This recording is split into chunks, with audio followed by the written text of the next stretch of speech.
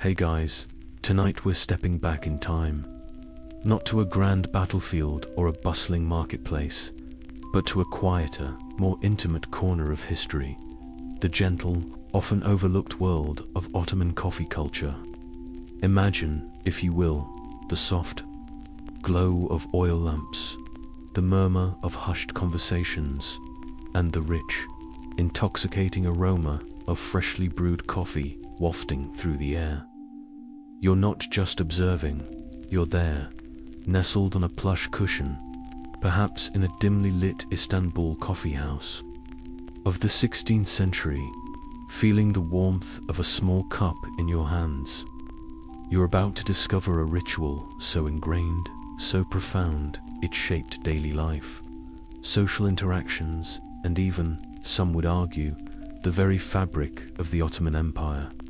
Now, be warned, this journey into serene historical details might just be the most tranquil thing you've experienced all day.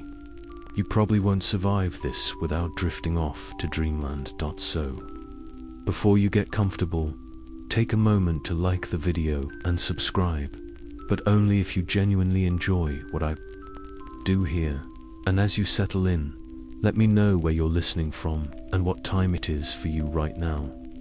It's always fascinating to think about us all sharing this quiet moment across different time zones, connected by the gentle hum of history. Now, dim the lights. Maybe turn on a fan for that soft background hum, and let's ease into tonight's journey together. You find yourself in a world where the very concept of coffee is still quite new, yet already profoundly influential.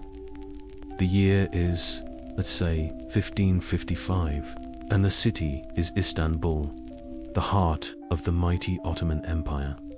The air is thick with the scent of spices, the distant call of a muezzin, and, increasingly, the intoxicating fragrance of coffee before its arrival.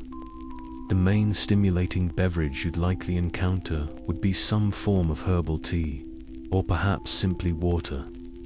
The introduction of coffee, with its unique energizing properties, was nothing short of a revelation, a quiet revolution brewing, right under people's noses. You're sitting there, perhaps a merchant weary from the grand bazaar, or a scholar pondering ancient texts, and someone places before you a tiny cup filled with a dark, thick liquid. This isn't just a drink, it's an invitation, a social lubricant, a quiet moment of contemplation. The first documented coffee house in Istanbul, historians generally agree, appeared around 1554. Imagine the novelty. Before this, social gatherings often revolved around mosques, private homes, or public baths.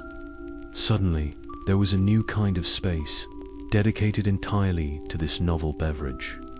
These weren't grand, opulent palaces, at least not at first.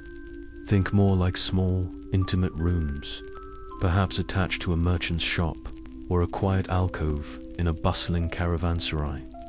The decor would be simple: low tables, comfortable cushions, maybe some intricate carpets on the floor. The light would be soft, perhaps from lanterns, casting long, dancing shadows as patrons gathered. The atmosphere was one of quiet anticipation, a shared experience as this new phenomenon took hold. You'd watch as the coffee was prepared with meticulous care, the rich, earthy scent filling the air, promising a gentle awakening. But here's a quirky tidbit. The initial reception of coffee wasn't universally welcomed. Some religious scholars viewed its stimulating effects with suspicion, even deeming it haram forbidden, comparing it to alcohol, which was strictly prohibited. Imagine the hushed debates, the clandestine sips, as people grappled with this new pleasure.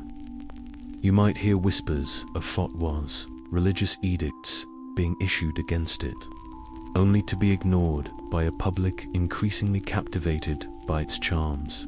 The Ottoman state itself sometimes wavered, at times attempting to ban coffeehouses, seeing them as potential hotbeds of sedition or simply places where people idled away time that could be spent more productively.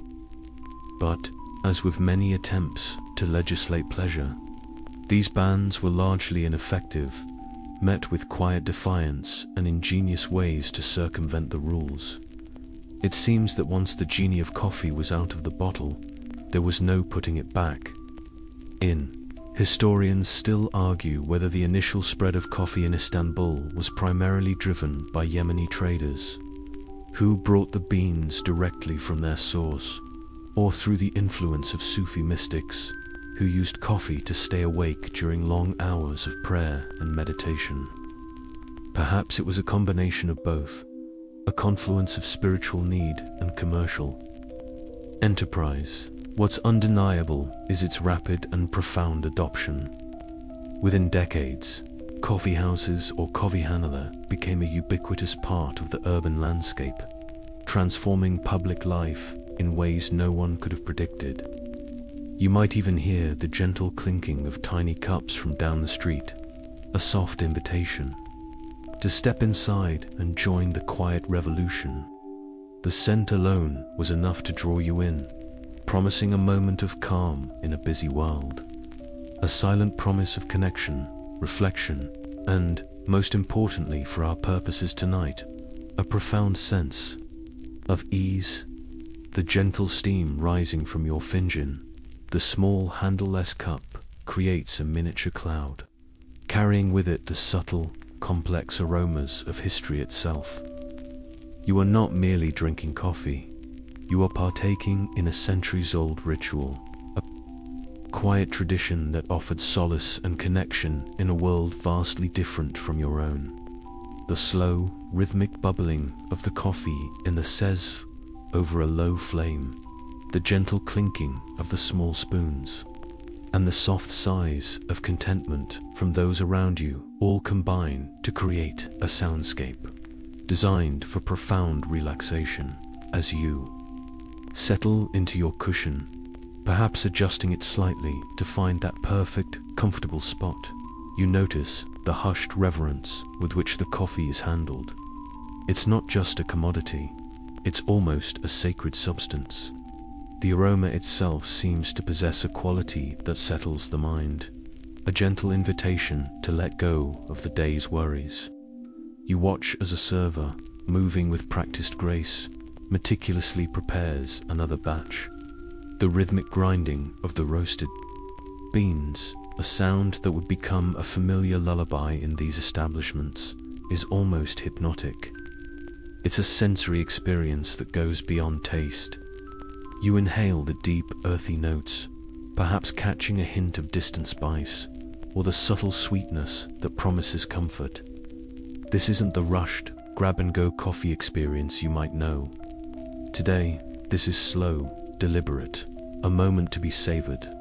It's an antidote to the hurry of the outside world, a quiet refuge where time seems to slow down, allowing your thoughts to unfurl and gently drift. Imagine the faces around you, elderly, men with long, flowing beards, their eyes reflecting the soft lamplight, lost in contemplation. Younger men, perhaps engaged in a low, murmuring conversation, their gestures subdued. There's a shared understanding in this space, an unspoken agreement to respect the tranquil atmosphere.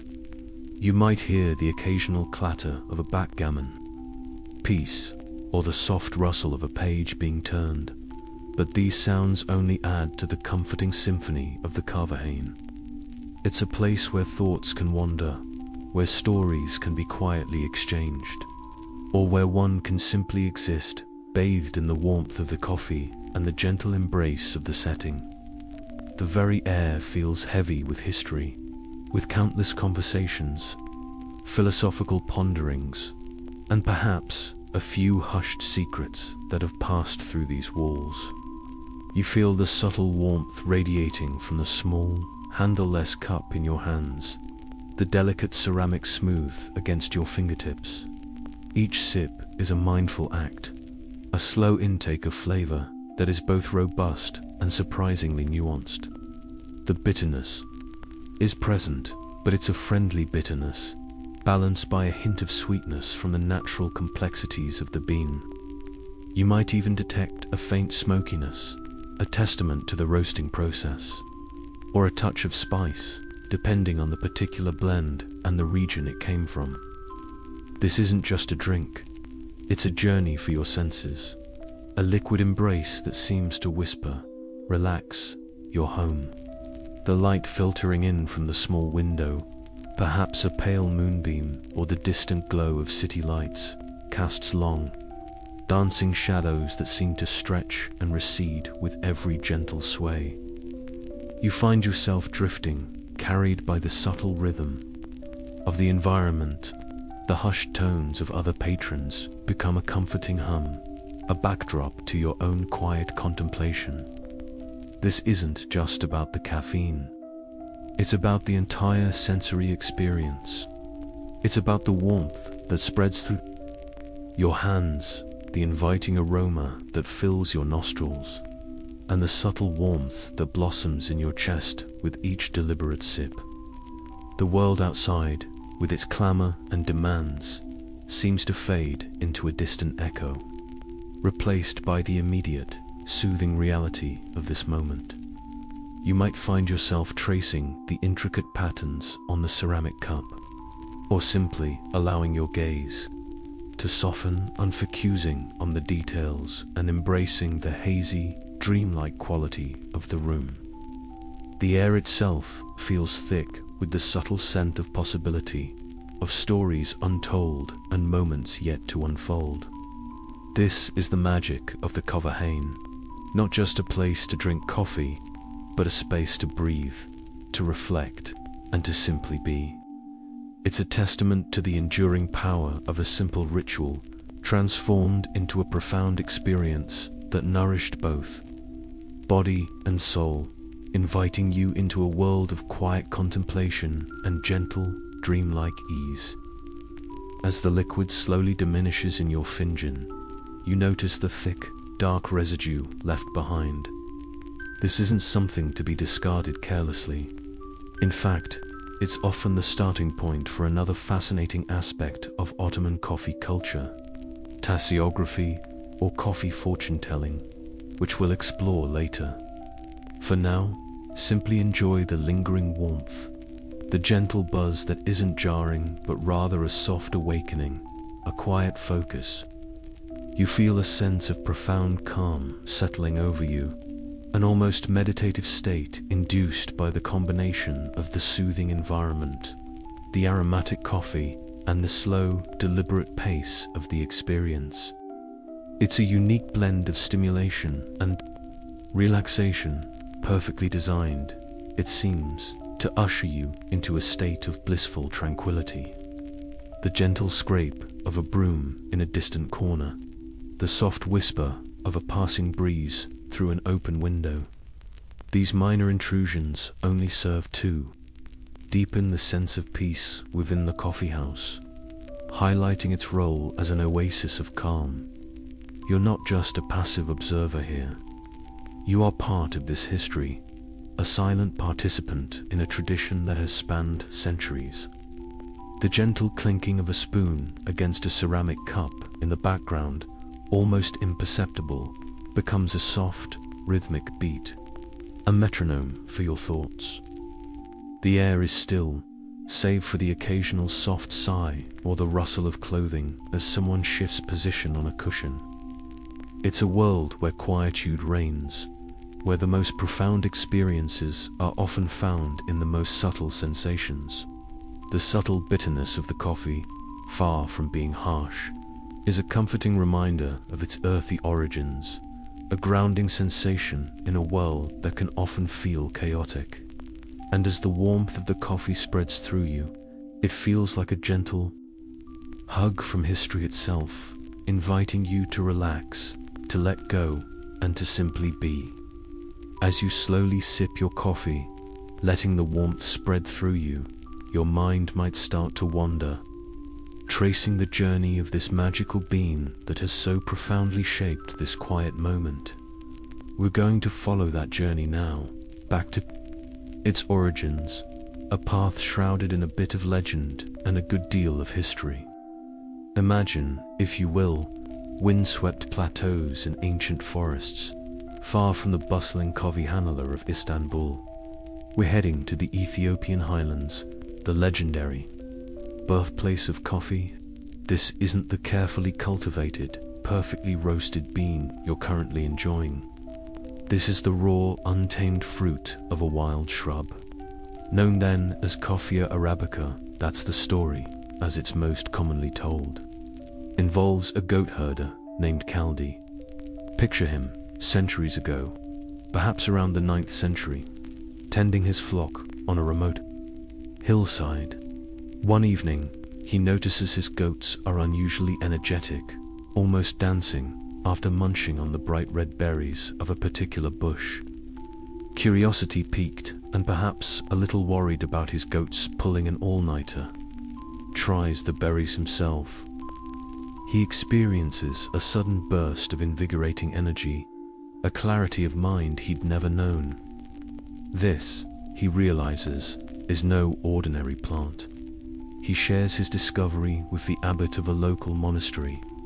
The abbot, initially skeptical, even throwing the berries into a fire in disapproval, is soon captivated by the delightful aroma that arises from the burning beans. He salvages them, grinds them, and brews a drink, discovering its power to keep him awake during long hours of prayer. And so, the legend goes, coffee's spiritual and practical journey began. Now, while the tale of Kaldi is charming and widely repeated, historians still argue whether this specific legend is entirely factual or a romanticized account that emerged later to explain coffee's origins. What's not debated, however, is that coffee cultivation and consumption undeniably originated in the Ethiopian region of Kaffa. From there, it wasn't a straight shot to Istanbul. The beans, or at least the knowledge of their stimulating properties, eventually made their way across the Red Sea to Yemen in the Arabian Peninsula. This was a crucial leap, because it was in Yemen that coffee truly began its transformation from a wild shrub's fruit to a cultivated crop and a beloved beverage. Imagine the hot, arid lands of Yemen, a stark contrast to the verdant Ethiopian highlands. Here, around the 15th century, Sufi mystics played a significant role in popularizing coffee.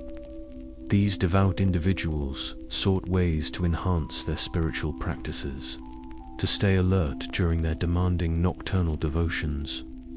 They discovered that a brew made from the roasted and ground coffee beans provided exactly the focus and wakefulness they needed to commune with the divine. This isn't your typical late-night study session caffeine hit. This was a spiritual tool, a means to transcend physical fatigue and achieve deeper meditative states. You can almost feel the quiet intensity in those early Yemeni monasteries. The soft glow of lamps, the rhythmic chanting, all underscored by the subtle, invigorating aroma of coffee. This spiritual connection gave coffee an aura of mystique and sanctity. It was more than just a drink. It was an aid to enlightenment. This unique, quirky tidbit, coffee's early association with religious fervor, is a far cry from its later reputation as a social stimulant or a simple morning pick-me-up. For the Sufis, it was kahwa, a word meaning wine or that which darkens, but also that which curbs appetite.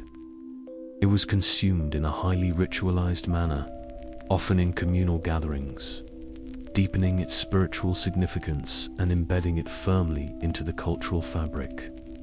From Yemen, coffee began to spread, primarily through trade routes.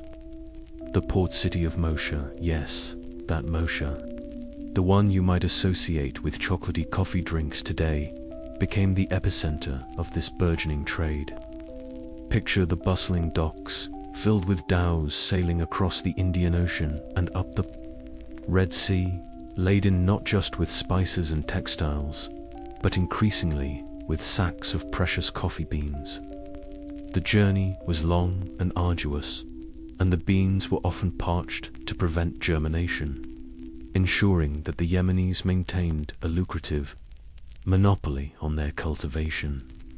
They wanted to sell the drink, not the means to grow it elsewhere. You can almost hear the haggling of merchants, the creak of wooden ships, the distant cries of gulls, all carrying the subtle scent of possibility and coffee. As the Ottoman Empire expanded its reach, controlling vast territories that included much of the Arabian Peninsula, it inevitably encountered coffee. By the early 16th century, coffee had arrived in the major cities of the Mamluk Sultanate, particularly Cairo, which was then a significant intellectual and commercial hub. Here, you'd find scholars, merchants, and ordinary folk beginning to adopt the coffee habit. It was in Cairo that the coffeehanala began to take shape as public spaces distinct from the private consumption in Sufi lodges. This transition from a spiritual aid to a social beverage was a pivotal moment in coffee's history. When the Ottomans conquered Egypt in 1517, they inherited this burgeoning coffee culture. It wasn't long before the beans and the brewing methods made their way to the imperial capital, Istanbul. The first Ottoman governor of Yemen is credited with bringing coffee to the attention of Sultan Suleiman the Magnificent's court. Imagine the grand entrance of coffee into the Topkapi Palace, served to the Sultan and his entourage in exquisite porcelain cups. The curiosity, the initial sips, the quiet acknowledgement of its unique properties. It must have been a moment of subtle cultural shift. The adoption of coffee by the Ottoman court lent it immense prestige and legitimacy. If the Sultan enjoyed it, then surely it was not haram. This royal endorsement helped to overcome initial religious objections and paved the way for coffee's widespread acceptance throughout the empire. Soon, specialized coffee makers, the ceviche, became indispensable members of the palace staff, their skills revered, their concoctions a source of pleasure and prestige.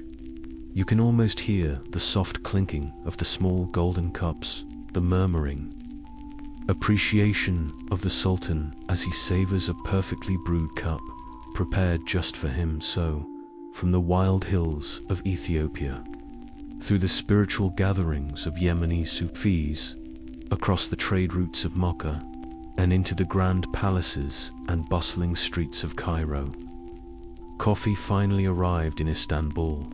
It wasn't just a new drink. It was a cultural phenomenon waiting to happen, ready to transform social interaction and daily life. This slow, deliberate journey, spanning centuries and continents, speaks to the inherent appeal of coffee. Its subtle power to awaken the senses and bring people together, even in a world that moved at a much slower pace. The very idea of it traveling so far, adapting to different cultures, changing its purpose from spiritual aid to social glue, is enough to make your mind gently drift. Consider the meticulous care involved in transporting these precious beans. Imagine the dangers of the journey: pirate raids, harsh weather, treacherous desert crossings. Each bean carried not just its caffeine content, but the promise of a future ritual, a moment of connection.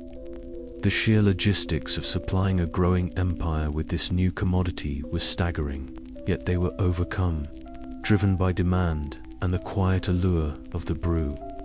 The trade networks that brought coffee to Istanbul were already well established. Intricate webs of commerce that had facilitated the exchange of spices, silks, and precious metals for centuries. Coffee simply found its natural place within these existing arteries of global trade, adding its unique aroma to the cacophony of goods. And while you consider this journey, the global reach of such a humble being, you can feel the subtle shifting of your body as you settle deeper into your comfortable spot. The distant sounds outside, perhaps a gentle breeze or the almost imperceptible hum of your surroundings, blend into the background, becoming part of the quiet tapestry of this historical narrative. You are floating gently through time and space, accompanying the coffee bean on its epic adventure, from obscure origins to a place of central importance in a mighty empire.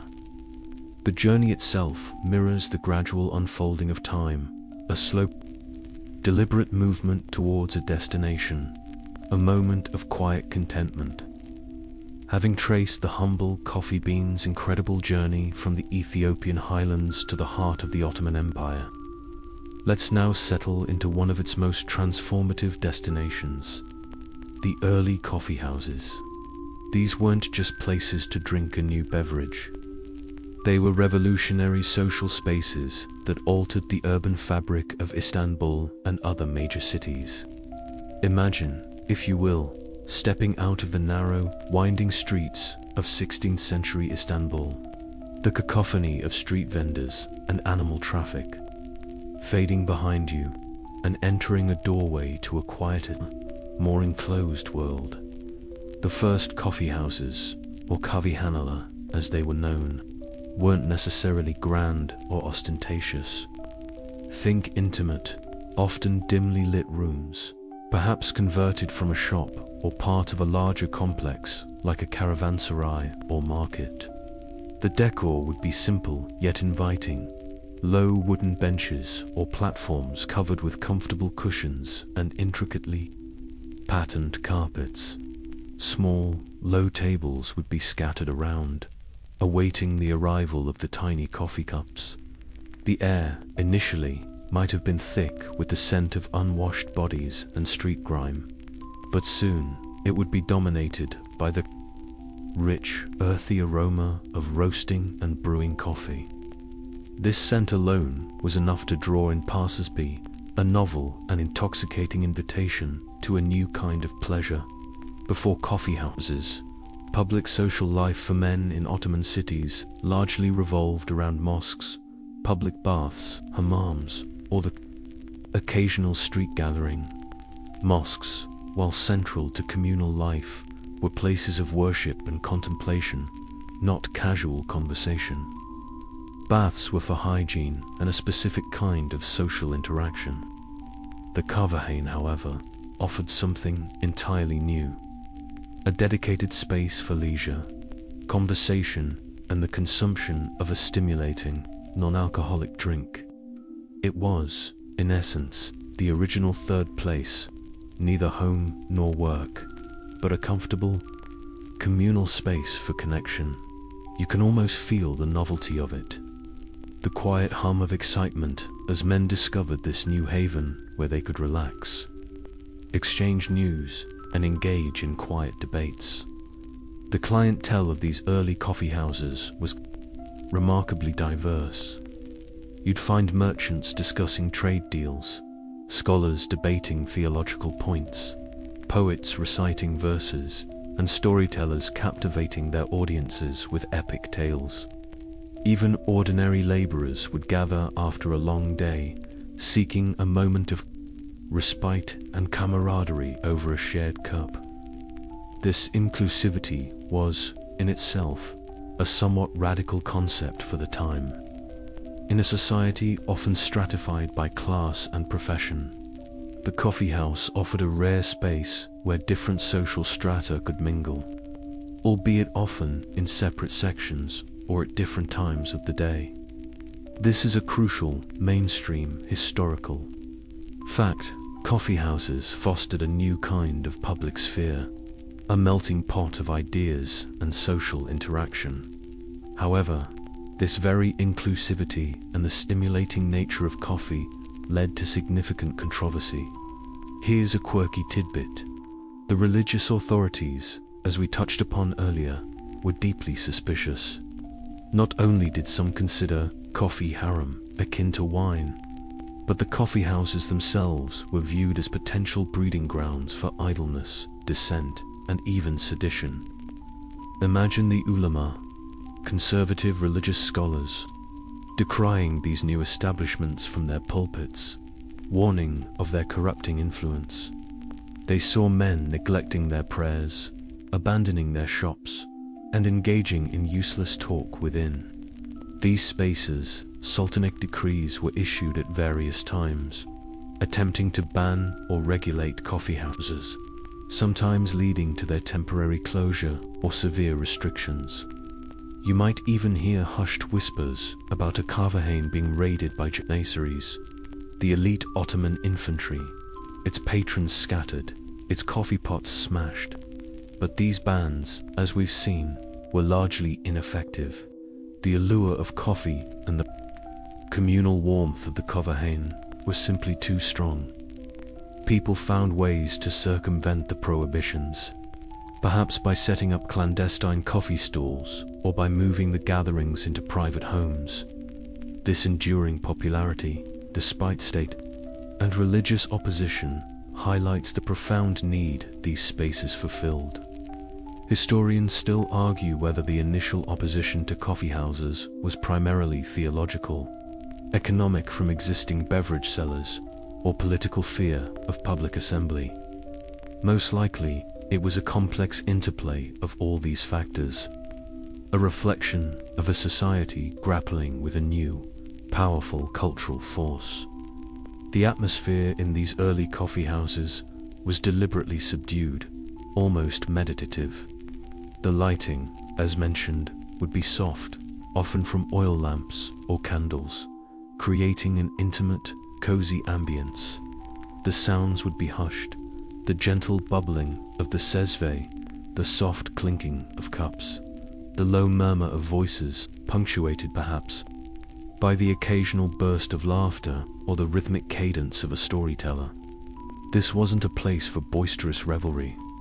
It was a sanctuary for contemplation, conversation, and quiet enjoyment. You'd sink into a cushion, feeling the day's tensions slowly seep away as the warm, earthy aroma enveloped you.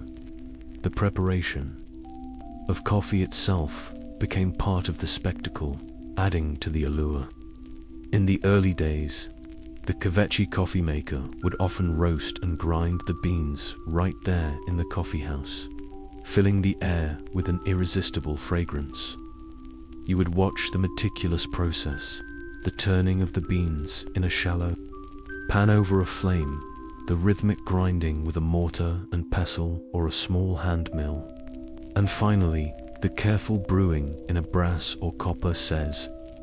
This was part of the experience, a ritual that deepened the appreciation for the final product.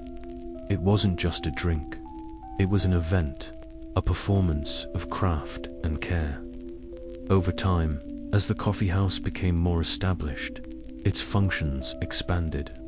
It wasn't just for drinking coffee, it became a hub for news and gossip, a place to learn about distant lands and local events. It was an informal library where poets would share their latest works and scholars would engage in intellectual discourse. It was a stage for performers, where meta-storytellers would enthrall audiences with their narratives, often incorporating humor and social commentary. Imagine listening to a meta recount a tale of ancient heroes or comical mishaps, their voice rising and falling, expertly weaving a narrative that would capture the imagination and gently guide you towards slumber. This fusion of beverage, conversation, and entertainment made the coffeehouse truly unique. The establishment of these first coffee houses also had an impact on the broader economy. A whole new industry sprang up around coffee: growers, traders, roasters, grinders, kvetchis, and the artisans who crafted the beautiful cezves and finjans. It created jobs and stimulated trade, contributing to the Ottoman Empire's economic vitality. The coffee trade routes became increasingly important, connecting Yemen, Egypt, and other coffee-producing regions with the bustling markets of Istanbul. This economic aspect further cemented coffee's place in society, making it difficult for authorities to suppress it entirely, even when they tried. The tax revenue alone would have made outright prohibition a challenging proposition as you sit there, surrounded by the quiet hum of conversations and the soothing aroma. You might notice the subtle ways in which the coffeehouse reflected and reinforced societal norms, even as it challenged them. While men from different classes might mix, women were generally excluded from these public spaces, their coffee rituals confined to the privacy of their homes, a topic we'll explore in a later section. This gendered separation of public and private consumption is an interesting aspect of the coffeehouse's social role, demonstrating how new phenomena often adapt to existing societal structures. The gentle crackle of the embers under the cezves, the faint whisper of distant music, the shared silence among patrons as they contemplate their lives. All these elements combine to create an atmosphere of profound tranquility. The early coffeehouses were more than just buildings. They were living, breathing entities, shaping and being shaped by the culture around them. They offered a refuge from the chaos of the outside world, a place to gather one's thoughts, to connect with others, and to simply exist in a state of quiet contentment. You can almost feel the weight of history in the air, the countless stories and thoughts that have been shared within these walls, making the very act of sitting here, sipping your coffee, a journey through time itself. And as you drift deeper into this historical reverie, the boundaries between past and present begin to blur, leaving you in a state of tranquil, dreamlike suspension. Now that you've experienced the hushed reverence of those early coffeehouses, let's delve deeper into why these spaces became so profoundly significant, transforming from mere drinking establishments into vital cultural and intellectual centers. Imagine the soft glow of lanterns, the gentle murmur of conversation, and the rich, grounding aroma of coffee enveloping you as you settle further into your plush cushion. This isn't just a quiet corner. It's a vibrant, yet tranquil, nexus where ideas converged, stories unfolded, and the very pulse of urban life found a new rhythm. The coffeehouse, or coffeehane, evolved into what could best be described as a public living room, a place of shared experience and quiet intellectual ferment. One of the most compelling aspects of the coffeehouse was its role as a center for news and gossip. In an era before newspapers or widespread literacy, news traveled largely by word of mouth. The coffeehane became the most reliable clearinghouse for information. You could learn about the latest imperial decrees, the outcomes of distant battles, the arrival of new trade ships in the harbor, or even the juiciest local scandals.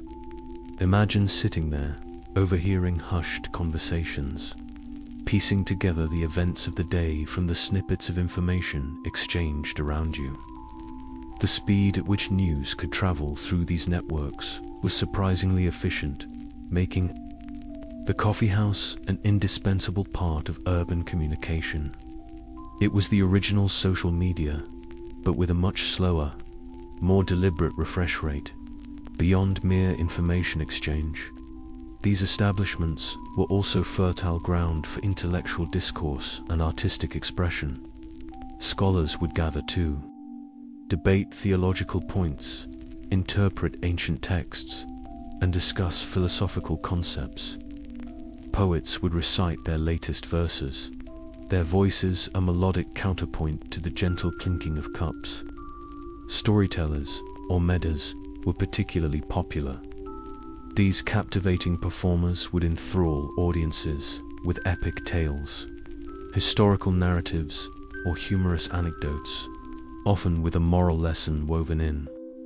Picture a medder holding court, his voice rising and falling, gestures animated yet controlled, drawing you into a narrative that could transport you to distant lands or ancient times.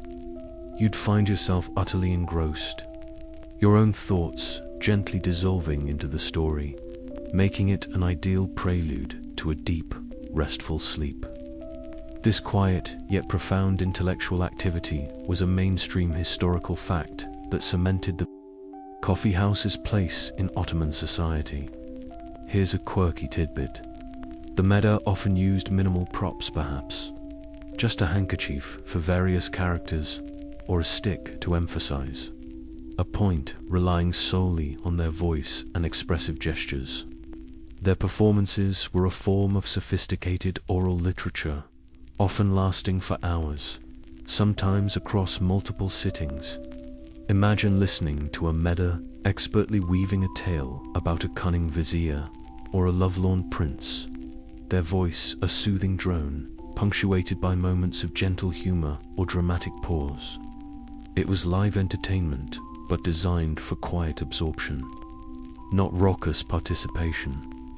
The very act of listening, of letting the narrative wash over you, had a deeply calming effect, an invitation to suspend your own thoughts and simply drift along with the story.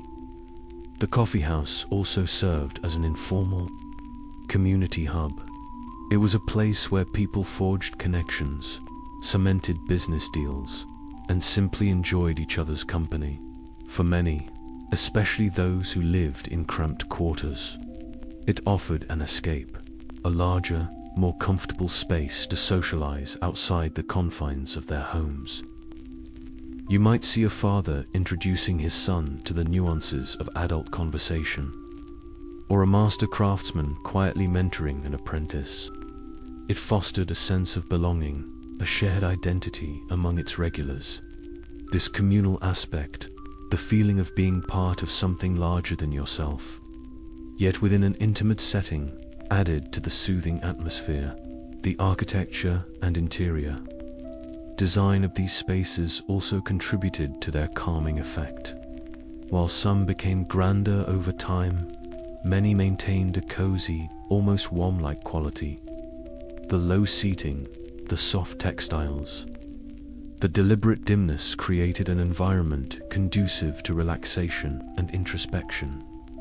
Imagine the intricate patterns on the carpets, the subtle shimmer of the copper cezves, the way the light catches the steam rising from your cup.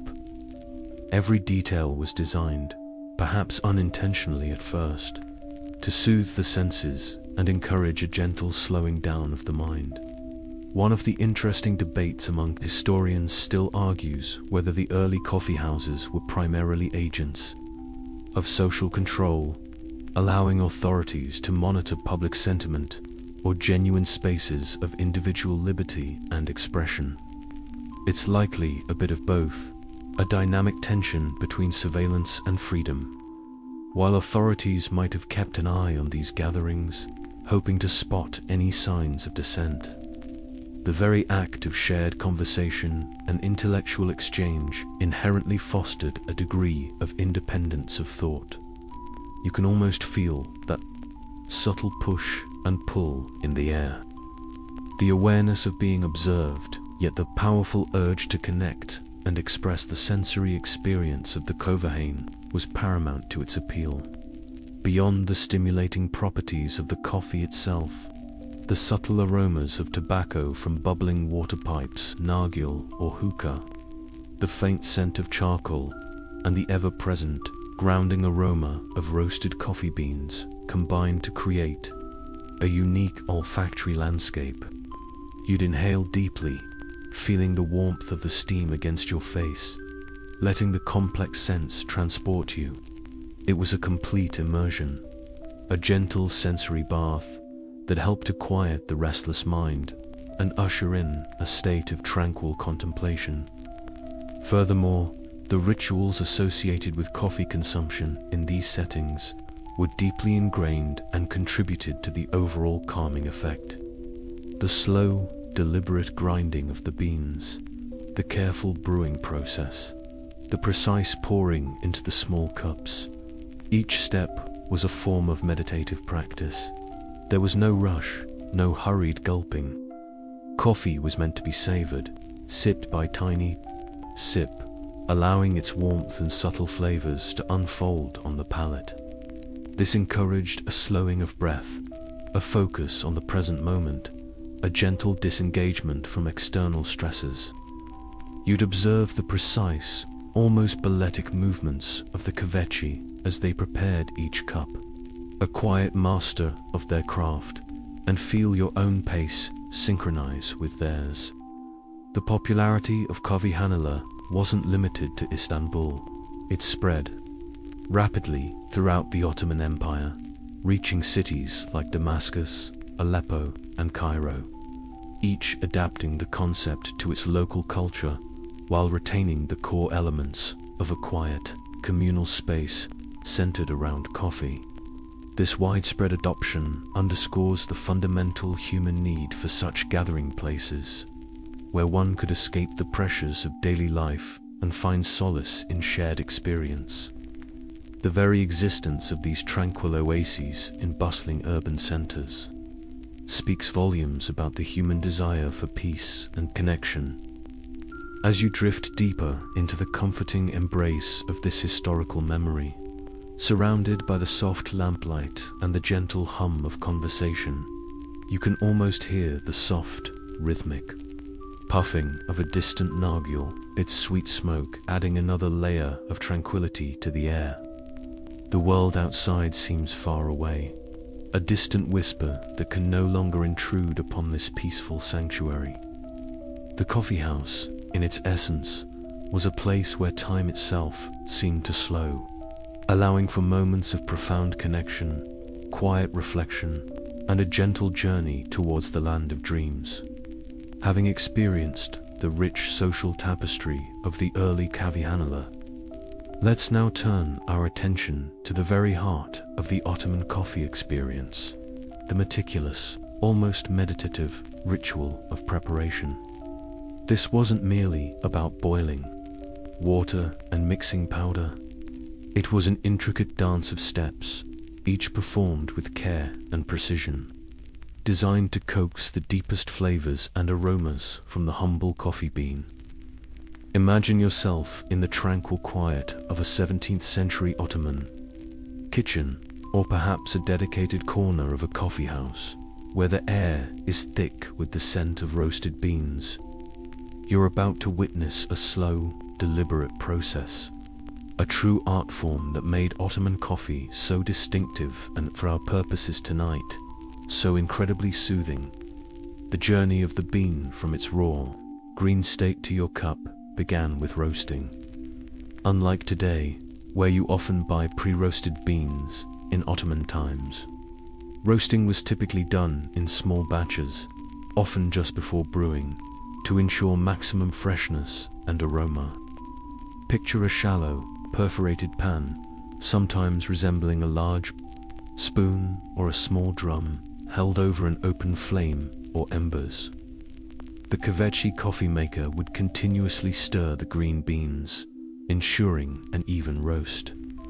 The scent, initially grassy and raw, would slowly transform, deepening into a rich, nutty aroma, then progressing to a sweet, almost chocolatey fragrance, before finally settling into the robust, slightly smoky scent we associate with dark roasted coffee.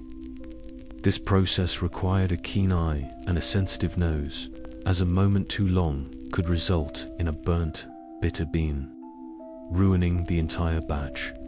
Here's a quirky tidbit: the precise level of roast was often a matter of personal preference and regional tradition. Some preferred a lighter roast, which yielded a more acidic, brighter cup, while others favored a darker roast, producing a bolder, more intensely bitter flavor. The kvechi wasn't just a laborer, they were a master artisan, carefully judging the color and sound of the crackling beans, knowing instinctively when they had reached perfection.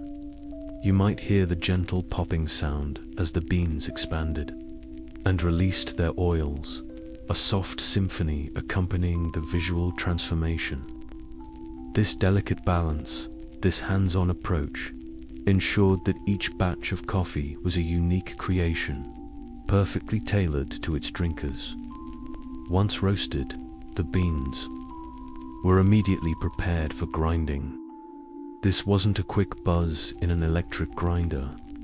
It was a rhythmic, almost therapeutic process. The most common tool was a brass or copper mortar and pestle, often beautifully decorated with intricate engravings. The kvetchi would place the hot, aromatic beans into the mortar and begin a slow, steady pounding motion. The goal was to achieve an incredibly fine, almost flour-like consistency. This exceptionally fine grind is a crucial mainstream historical fact about Ottoman coffee, fundamentally different from most Western brewing methods. It was this powdery consistency that allowed the coffee to release its full flavor and create the characteristic thick sediment at the bottom of the cup. Imagine the repetitive, soothing sound of the pestle hitting the mortar. A gentle thud that would have been a common background noise in any coffee-loving household or coffeehouses. It's a sound that promises comfort and a moment of quiet anticipation. This manual grinding wasn't just practical, it was part of the ritual, allowing the individual to connect with the coffee at a deeper level, to appreciate the effort that went into each cup. It's almost like a form of meditation, where the rhythmic motion and the developing aroma focus the mind and calm the spirit. Historians still argue whether the preference for such an incredibly fine grind was purely about flavor extraction or also influenced by the limited filtration methods available at the time. Perhaps it was a combination of both. The fine particles allowed for maximum flavor release without needing complex filters, producing a robust, full-bodied brew that was both satisfying and distinctive. You can almost feel the fine powder between your fingertips, the silky texture promising a rich, velvety sip. After grinding, the coffee powder was ready for the final, most iconic step, brewing in the cezves. The cezve, also known as an ibrik, is a small, long-handled pot, typically made of copper or brass, with a wide base and a narrower neck. It's designed specifically for making Turkish or Ottoman-style coffee. The process itself is surprisingly simple, yet requires a delicate touch. Cold water, the finely ground coffee, and often sugar, the amount depending on the desired sweetness, plain, little, medium, or very sweet, were combined in the cezve. The mixture was then slowly brought to a boil over a low flame, typically on a small brazier filled with hot sand or embers, known as a keixi. This slow, even heat was crucial. As the coffee heated, a rich dark foam would begin to rise to the surface. This foam, known as kpk, was highly prized. The kvetchi would carefully watch the cezve. Just as the foam was about to boil over, they would remove it from the heat, allowing the foam to recede slightly. This process was repeated usually 2 or 3 times, creating successive layers of foam without allowing the coffee itself to fully boil and become bitter. The goal was to achieve a thick, creamy layer of kpk on top, a sign of a perfectly brewed cup. Imagine the gentle bubbling, the rich aroma intensifying as the heat slowly worked its magic. You'd hear the soft hiss as the foam began to rise, a silent signal of the impending delight. This controlled, precise method of heating and reheating, ensuring the foam developed beautifully, was a testament to the artisan's skill and patience. It wasn't about speed, it was about perfection. This slow brewing process, allowing the flavors to meld and deepen without harshness, made for an incredibly smooth and comforting drink, ideal for quiet contemplation and drifting off to sleep. The entire ritual, from roasting to grinding, to brewing, was a testament to the Ottoman respect for coffee. It wasn't just a drink. It was an experience, a moment of connection with a tradition that valued precision, patience, and sensory delight. The soundscape of this preparation was as soothing as the drink itself. The soft click of beans being sorted, the gentle scrape of the stirring pan, the rhythmic thud of the mortar and pestle, and finally, the almost imperceptible hiss and gurgle of the cezves on the heat. These sounds, combined with the intoxicating aromas, created an environment designed to calm the mind and prepare it for rest. The deliberate pace of preparation also meant that the drinker was forced to slow down, to engage with the process before they even took their first sip. It was an exercise in mindfulness, a quiet reminder that some of the greatest pleasures in life are found in the details, in the slow unfolding of moments. You wouldn't rush a master ceviche, nor would you rush your own consumption. The anticipation, built with each step, enhancing the eventual enjoyment. This is a subtle yet profound element of the Ottoman coffee experience, a testament to how daily rituals can be transformed into moments of quiet art and profound relaxation as you reflect on this intricate process, the meticulous care taken. At every stage, you can almost feel the gentle hum of activity in that historical kitchen. The dedication to craft that permeated every aspect of Ottoman coffee culture. It's a reminder that true quality often comes from patience and precision, from a deep understanding of one's materials. And as you let your thoughts drift through these historical details, you might find yourself slipping into a deeper state of calm, your mind gently eased by the rhythms of this ancient ritual. With the rich, aromatic coffee now perfectly brewed in its sets, we move to the next crucial phase of the Ottoman coffee experience, the tools and techniques of brewing perfection. This isn't just about combining ingredients, it's about the specific vessels and the precise methods that elevated coffee preparation to an art form. Imagine the gentle clinking of copper against a wooden surface, the subtle sheen of polished metal in the soft lamplight. You're about to discover how these humble tools were wielded with mastery to create a drink that was as much about ritual as it was about taste.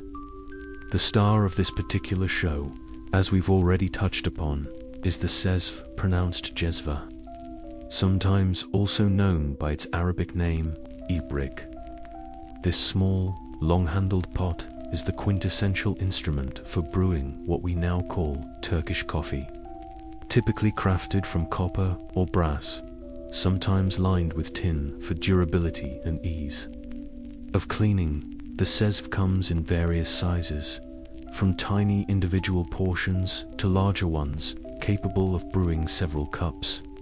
Its distinctive shaper, wide base for even heat distribution, a narrower neck to encourage the formation of foam, and a prominent pouring lips perfectly engineered for the brewing process. Here's a quirky tidbit. The handle of the cezve is usually long, not just to keep your hand away from the heat, but also to allow for comfortable manipulation over the heat source, be it an open flame, a hot stove, or, most traditionally, a bed of hot sand. Imagine the ceviche with their hand gracefully maneuvering the cezve, tilting it just so, their movements fluid and precise. A dance honed by years of practice.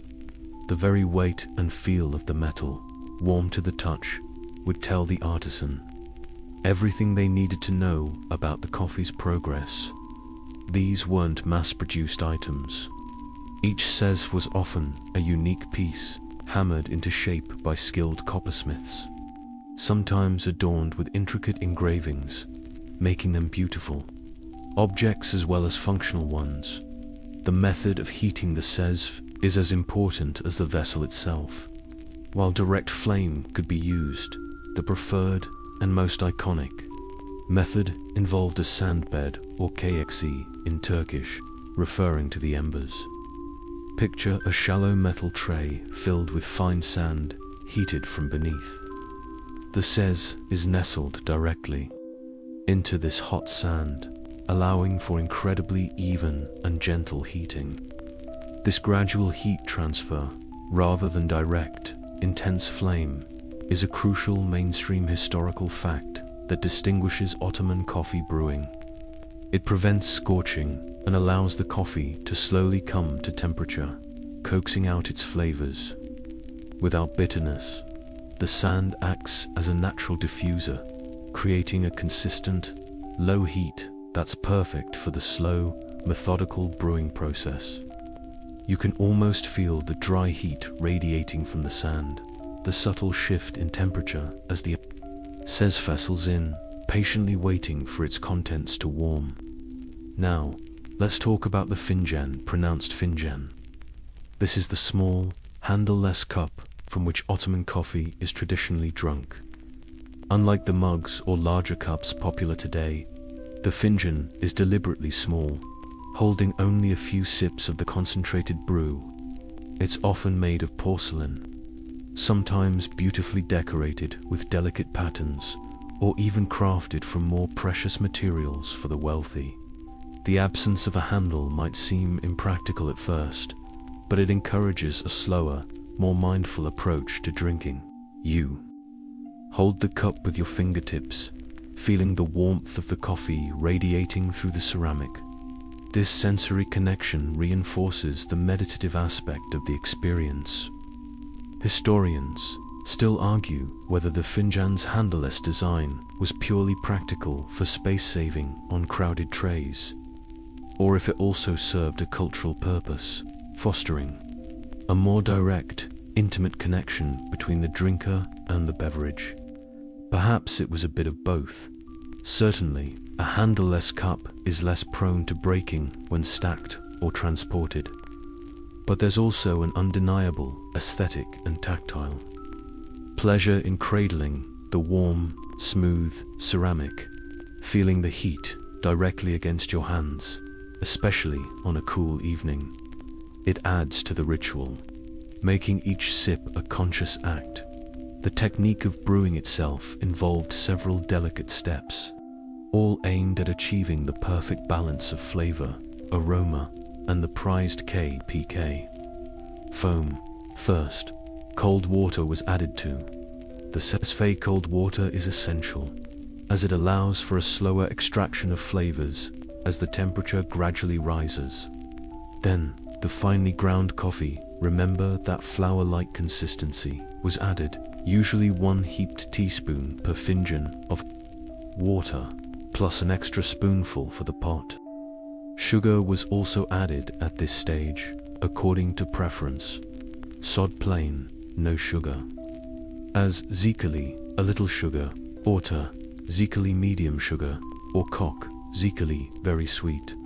This is a crucial distinction from Western coffee cultures, where sugar is typically added after brewing. In Ottoman coffee, the sugar is incorporated during the brewing process, allowing it to meld seamlessly with the coffee's flavors. Once the ingredients were combined, the cezves was placed on the heat. The kvechi would stir the mixture once or twice to ensure the coffee and sugar dissolved. And then, crucially, they would not stir again. The key was to let the coffee slowly come to a boil without agitation, allowing the precious foam to form undisturbed. As the coffee heated, a dark, rich foam would begin to rise to the surface, signaling that perfection was approaching. Just as the foam was about to spill over the top of the cezves, the kvechi would swiftly remove it from the heat. This was the moment of truth, requiring immense concentration and experience. The cezves would then be placed back on the heat for a second, and sometimes a third, rise of the foam.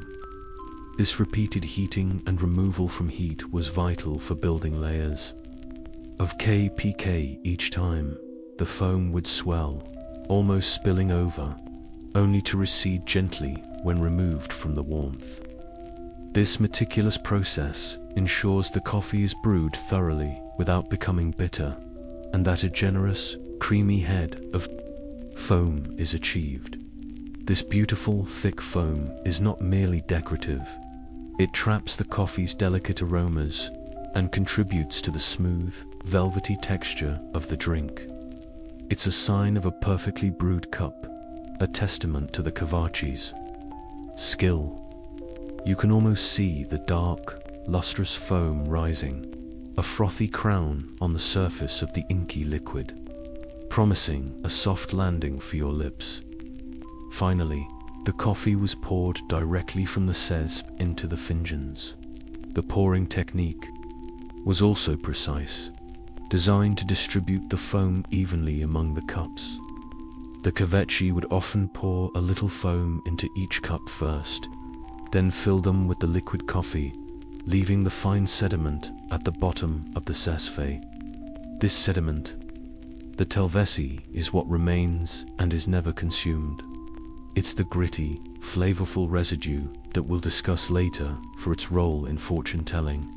The entire process, from grinding to pouring, was a slow, deliberate dance. It wasn't about efficiency.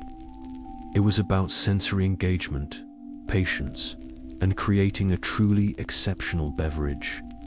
The quiet anticipation, the rhythmic sounds of preparation, the rising aromas, and the visual beauty of the foam all combined to create a multi-sensory experience designed to soothe and relax.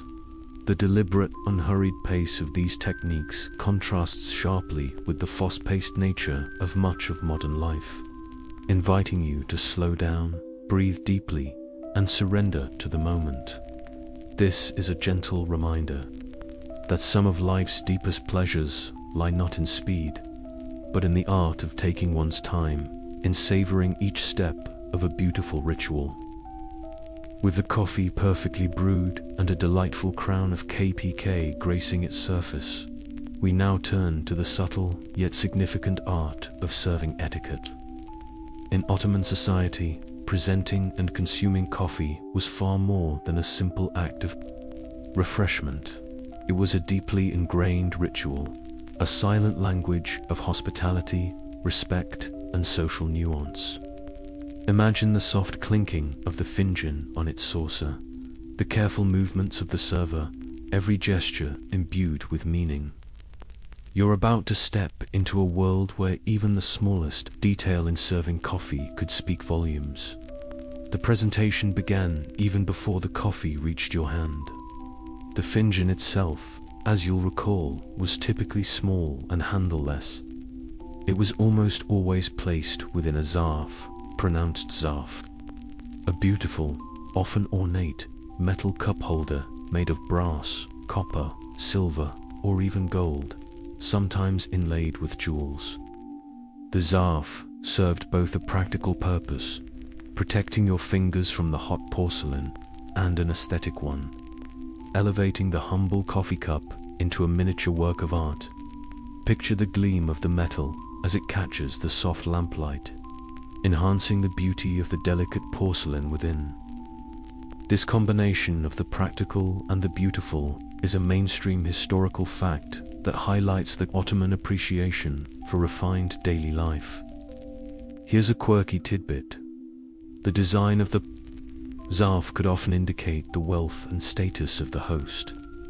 A simple brass zarf might be found in a humble home or a busy coffee house, while a silver or gold one, perhaps intricately filigreed, would grace the hands of a wealthy merchant or a palace dignitary. Imagine the subtle, unspoken language of these objects, conveying messages of status and hospitality without a single word. You might even find yourself admiring the craftsmanship of your zarf, tracing its delicate patterns with your thumb, a silent appreciation for the artistry involved. When the coffee was served, it was done with a specific flow and order. If you were a guest in a home or a respected patron in a coffee house, The coffee would be brought to you on a small, round tray, often made of copper or silver, sometimes draped with an embroidered cloth. The server, often a young man or a female servant in a private household, would approach with quiet dignity. The most honored guest would always be served first. You might observe the server's respectful bow, the gentle placement of the tray, ensuring that your finjan and its zarf were perfectly positioned for your comfort. This deferential treatment underscored the importance of the guest and the ritual itself. The act of taking the finjan from the tray was also part of the unspoken etiquette. You wouldn't simply grab it. With quiet grace, you would pick up the zarf containing the finjan, holding it gently, feeling the warmth of the coffee seeping through the metal. Then, with a slight nod of acknowledgement to the server, you would bring it to your lips. The first sip was often a moment of quiet contemplation, allowing the rich, complex flavors to wash over your palate. This wasn't a drink to be rushed. It was to be savored, sip by tiny sip, allowing the warmth and aroma to settle deep within you. Historians still argue whether the elaborate serving rituals primarily served to emphasize social hierarchies or if they genuinely reflected a deep cultural value placed on hospitality. It's likely a blend of both. While the order of serving certainly highlighted status, the underlying intention was to make the guest feel honored and welcome. The meticulousness of the ritual conveyed a profound respect, transforming a simple beverage into a gesture of warmth and connection. You'd feel that gentle, almost paternal care in the way the coffee was presented, a silent invitation to relax and feel at ease. The concept of taking one's time was paramount. Ottoman coffee was meant to be drunk slowly, often over extended conversations. There was no pressure to finish quickly. In fact, if you drained your cup too fast, it might imply that you weren't fully enjoying the experience, or perhaps that you needed another cup immediately, an unspoken request for more. Instead, you would linger over each sip, allowing the flavors to unfold, engaging in quiet conversation or simply lost in your own thoughts. The coffee became a companion to contemplation, a silent anchor in a moment of tranquility. Consider the role of the kvechi, the coffee maker or server in a coffee house, in this dance of hospitality. Their calm demeanor, their precise movements, their quiet attentiveness to the needs of the patrons all contributed to the serene atmosphere. They were not just fulfilling an order, they were facilitating a ritual, ensuring that each guest felt respected and comfortable. You might see them discreetly refilling a Nargile water pipe or simply standing by, ready to respond to a silent gesture, a subtle nod that conveyed a request for more coffee or another amenity. The sounds associated with serving were also part of the soothing symphony, the soft clinking of the finjan against its surf as it was placed on the tray, the gentle scrape of the tray being set down, and then the quiet, almost imperceptible sound of the cup being lifted. These weren't jarring noises, but rather subtle cues, part of the overall sensory experience that contributed to the tranquil ambience. The soft rustle of silk or wool as patrons shifted on their cushions, the low murmur of distant conversation, all blended into a comforting backdrop for your own quiet moment. Even the presentation of accompaniment, though minimal, was considered. Sometimes, a small glass of water would be served alongside the coffee, to cleanse the palate before the first sip, or to quench thirst during the session. Occasionally, a piece of lokum Turkish delight or a sweet confection might be offered, a small gesture of generosity to balance the coffee's bitterness. These subtle additions were not obligatory but enhanced the overall experience. adding another layer of quiet pleasure to the ritual. As you reach the bottom of your finjan, you'll notice the thick, muddy sediment left behind. This is the telvesi, the coffee grounds that settle at the bottom. It's crucial not to disturb these grounds. The true Ottoman coffee drinker leaves them untouched. In fact, these very grounds will soon become the canvas for another fascinating Ottoman tradition, tasseography, or fortune-telling through coffee grounds, a quiet art we'll explore in the next section.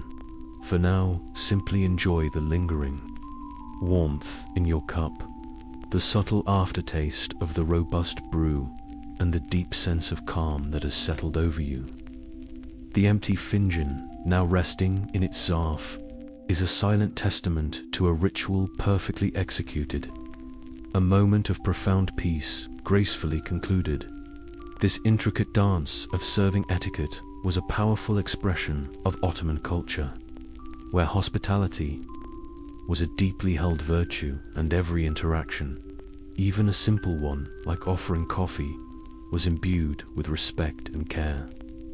It's a testament to a time when life moved at a more deliberate pace, allowing for the appreciation of small, beautiful moments, and reinforcing the idea that even the most mundane activities could be transformed into meaningful rituals.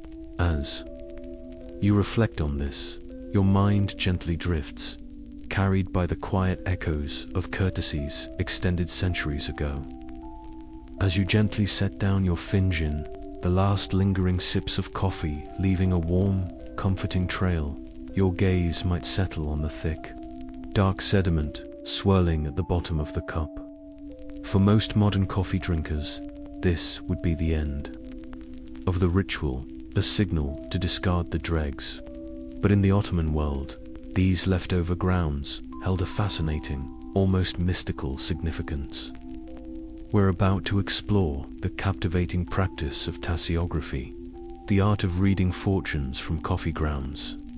Imagine the hushed anticipation, the subtle shift in atmosphere as a moment of relaxation transforms into one of quiet divination. You're about to delve into a quirky, yet profoundly human, aspect of Ottoman culture that provided both entertainment and a gentle sense of guidance. Tasseography, often called coffee in Turkish, was a widespread and cherished practice across all social strata of the Ottoman Empire. It wasn't relegated to the back alleys or shadowy corners. It was a common and accepted form of social interaction, often performed in homes among friends and family, and sometimes by professional fortune-tellers in the coffeehouses themselves. This embrace of fortune-telling as a part of daily life is a fascinating mainstream historical fact, showing a cultural openness to the unseen and the symbolic. Here's a quirky tidbit. The process begins once you've finished your coffee, leaving only the grounds. You'd typically place the saucer on top of the finjan, and with a silent wish or question in mind, quickly invert the cup onto the saucer. The cup would then be left to cool, allowing the grounds to slowly drip down the sides and form patterns. On the porcelain, some traditions even suggest rotating the cup 3 times counterclockwise after inversion, or placing a coin on top to draw good luck. Imagine the quiet suspense as the dark liquid slowly drains, revealing the unique shapes that will soon tell a story. The anticipation itself was a gentle thrill, a quiet moment of hopeful speculation. Once the cup had cooled and the grounds had dried sufficiently, the reading would begin. The fortune teller, or even a friend with some experience, would carefully examine the patterns formed by the grounds on the inside of the cup. The cup was usually divided conceptually into sections, the handle representing the querent's home or relationships, the rim representing current events, and the bottom representing the distant future or deeper truths.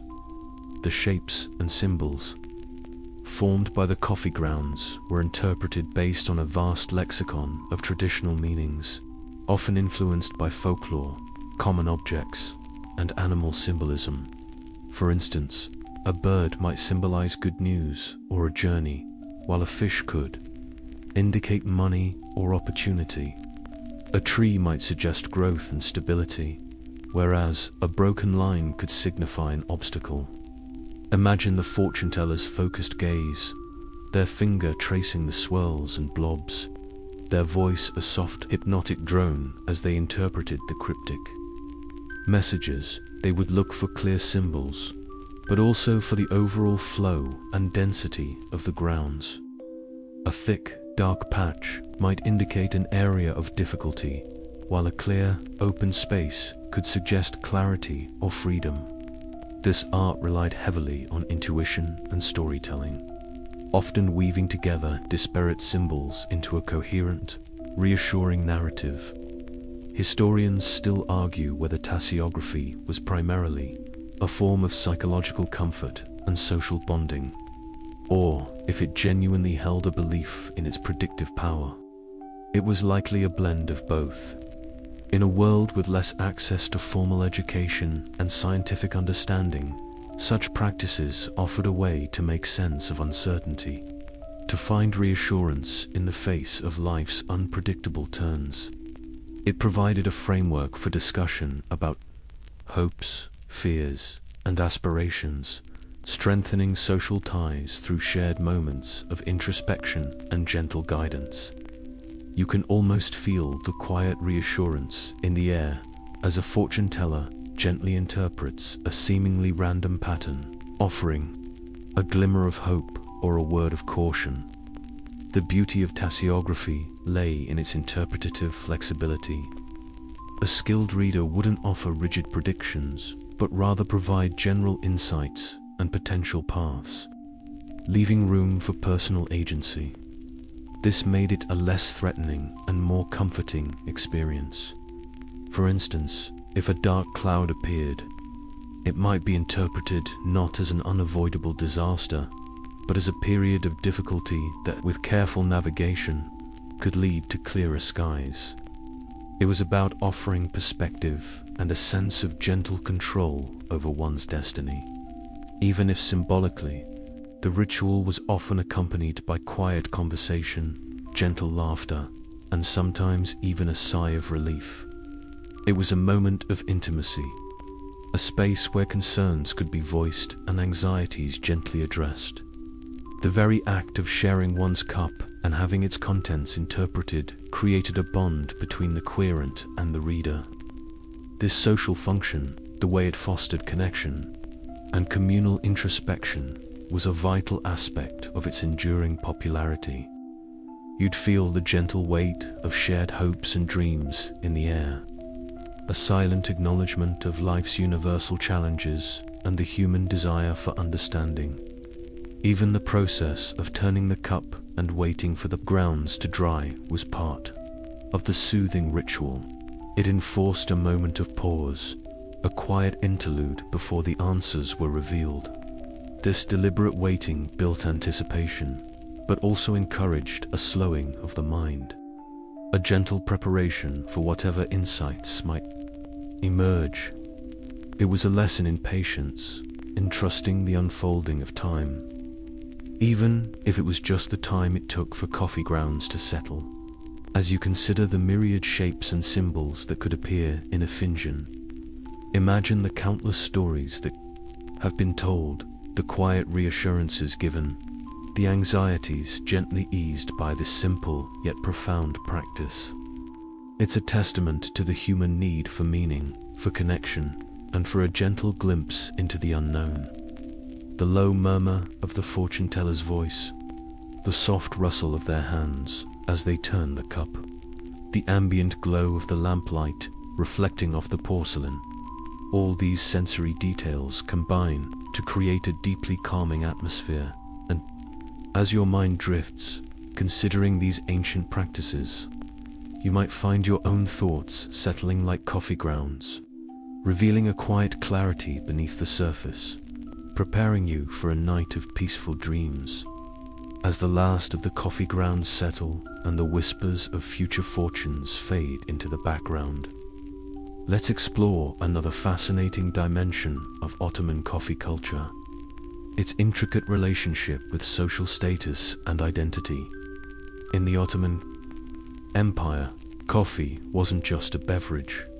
It was a potent symbol, a subtle marker that reflected and reinforced one's position within a complex social hierarchy. Imagine the subtle glance of an observer, noting the quality of your finjan and zarf, or the location of your preferred coffee house. You're about to uncover how a simple cup of coffee could speak volumes about who you were and where you stood in Ottoman society. The most obvious indicator of status, as you might have gathered from our discussion of the zarf, was the quality of the coffee paraphernalia itself. While a common laborer might drink from a simple ceramic finjan in a plain brass zarf, a wealthy merchant or a member of the elite would possess exquisitely crafted cups of fine porcelain, perhaps from China or Europe, nestled in elaborate silver, or gold zarfs, often adorned with precious stones. Picture the gleam of an emerald set into a filigreed silver cup holder, a silent declaration of immense wealth. These objects were not merely functional, they were statements of prestige, meticulously displayed and handled with care. This meticulous attention to the instruments of coffee consumption is a mainstream historical fact, illustrating the deep cultural value placed on aesthetics and social signaling.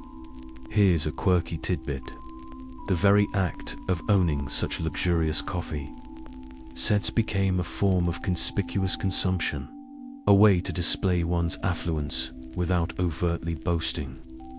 Imagine a visiting dignitary being presented with a coffee service that glowed with gold and intricate enamel work, instantly conveying the host's generosity and standing. These sets were often part of dowries, gifts between powerful individuals, or prized family heirlooms passed down through generations. Each chip or scratch telling a silent story of past gatherings and cherished moments. The subtle clinking of such precious metals and delicate porcelain created a gentle, almost musical accompaniment to the quiet conversations of the elite. Beyond the physical objects, the setting where one consumed coffee also signified status. The Grand Vizier, the Sultan's chief minister, wouldn't be found in a bustling public coffeehouse. He would enjoy his coffee in the serene, private chambers of the Topkapi Palace, served by a dedicated kvetchi with utmost deference. Conversely, the public coffeehandler themselves often catered to specific social groups.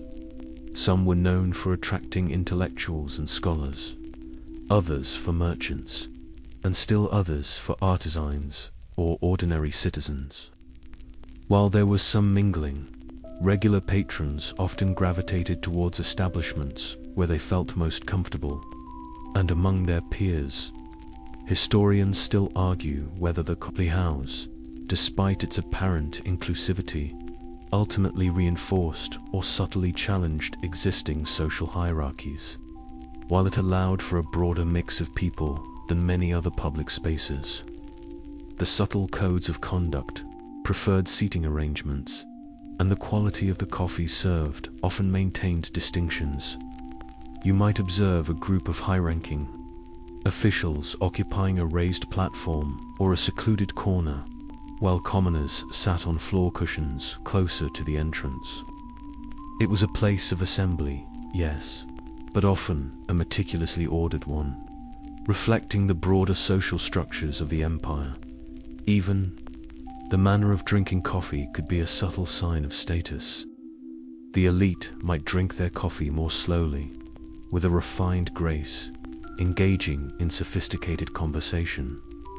A hurried or noisy consumption might be seen as uncouth or unrefined. The practice of offering coffee to guests, particularly in private homes, was a deeply embedded social custom that transcended strict class lines. but the quality of the offering and the manner of its presentation certainly varied.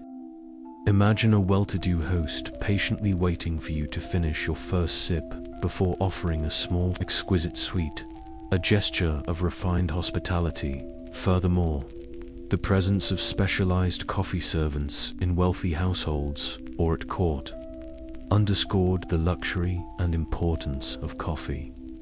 These kavachis were highly skilled individuals, sometimes brought from specific regions known for their coffee expertise. Their sole duty was to prepare and serve coffee perfectly. Their dedicated role was a clear sign of opulence, contrasting sharply with the common household where coffee might be prepared by a family member or a general servant. The very existence of such specialized roles speaks volumes about the value placed on the coffee ritual. The social weight of coffee extended to formal occasions as well. Coffee was an indispensable part of diplomatic encounters and ceremonial greetings.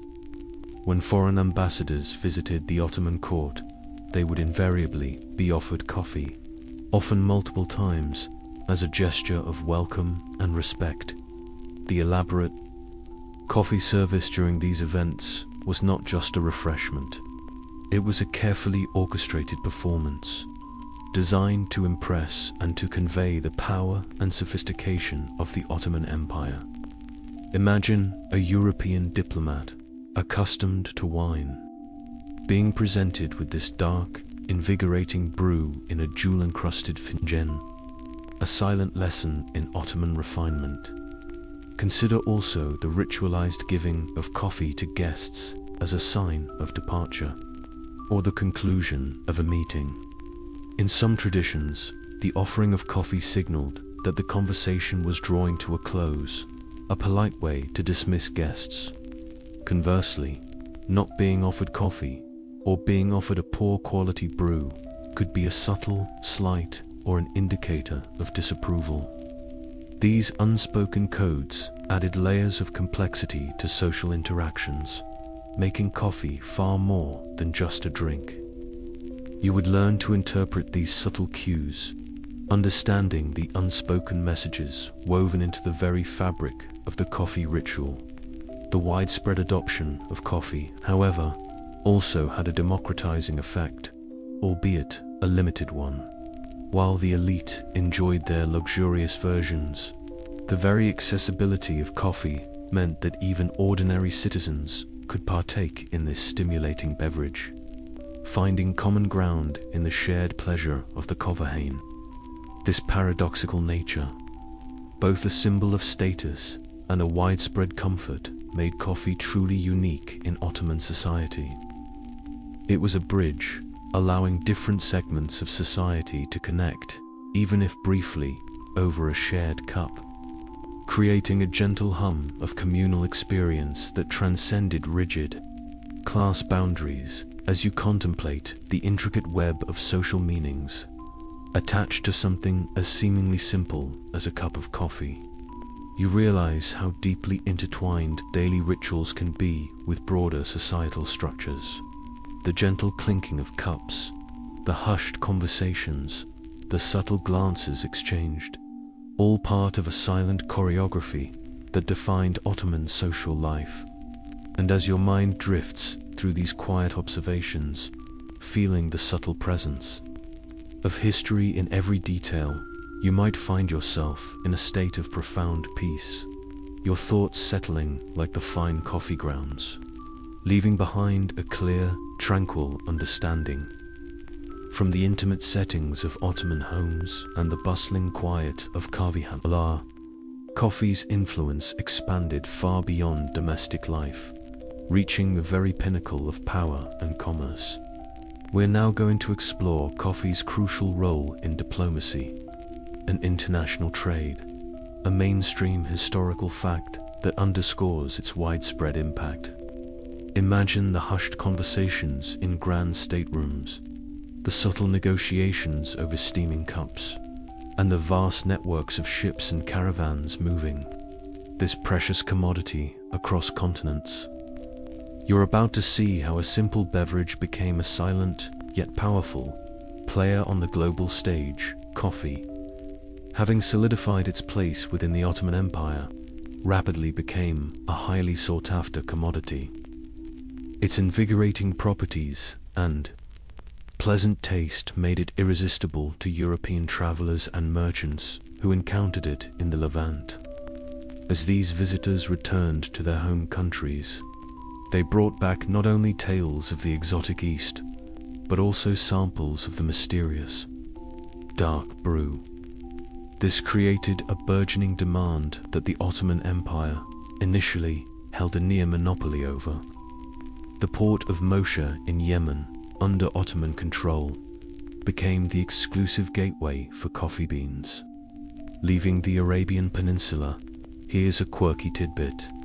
The Ottomans were incredibly protective of their coffee monopoly. They fiercely guarded the secret of coffee cultivation, prohibiting the export of live beans or plants that could be germinated. All beans leaving Mocha were either parched by heat or boiled to ensure they wouldn't sprout if planted elsewhere.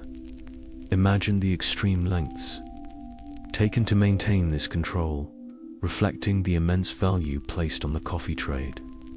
Despite these efforts, coffee eventually escaped, often through clever smuggling or sheer luck, leading to its cultivation in other parts of the world.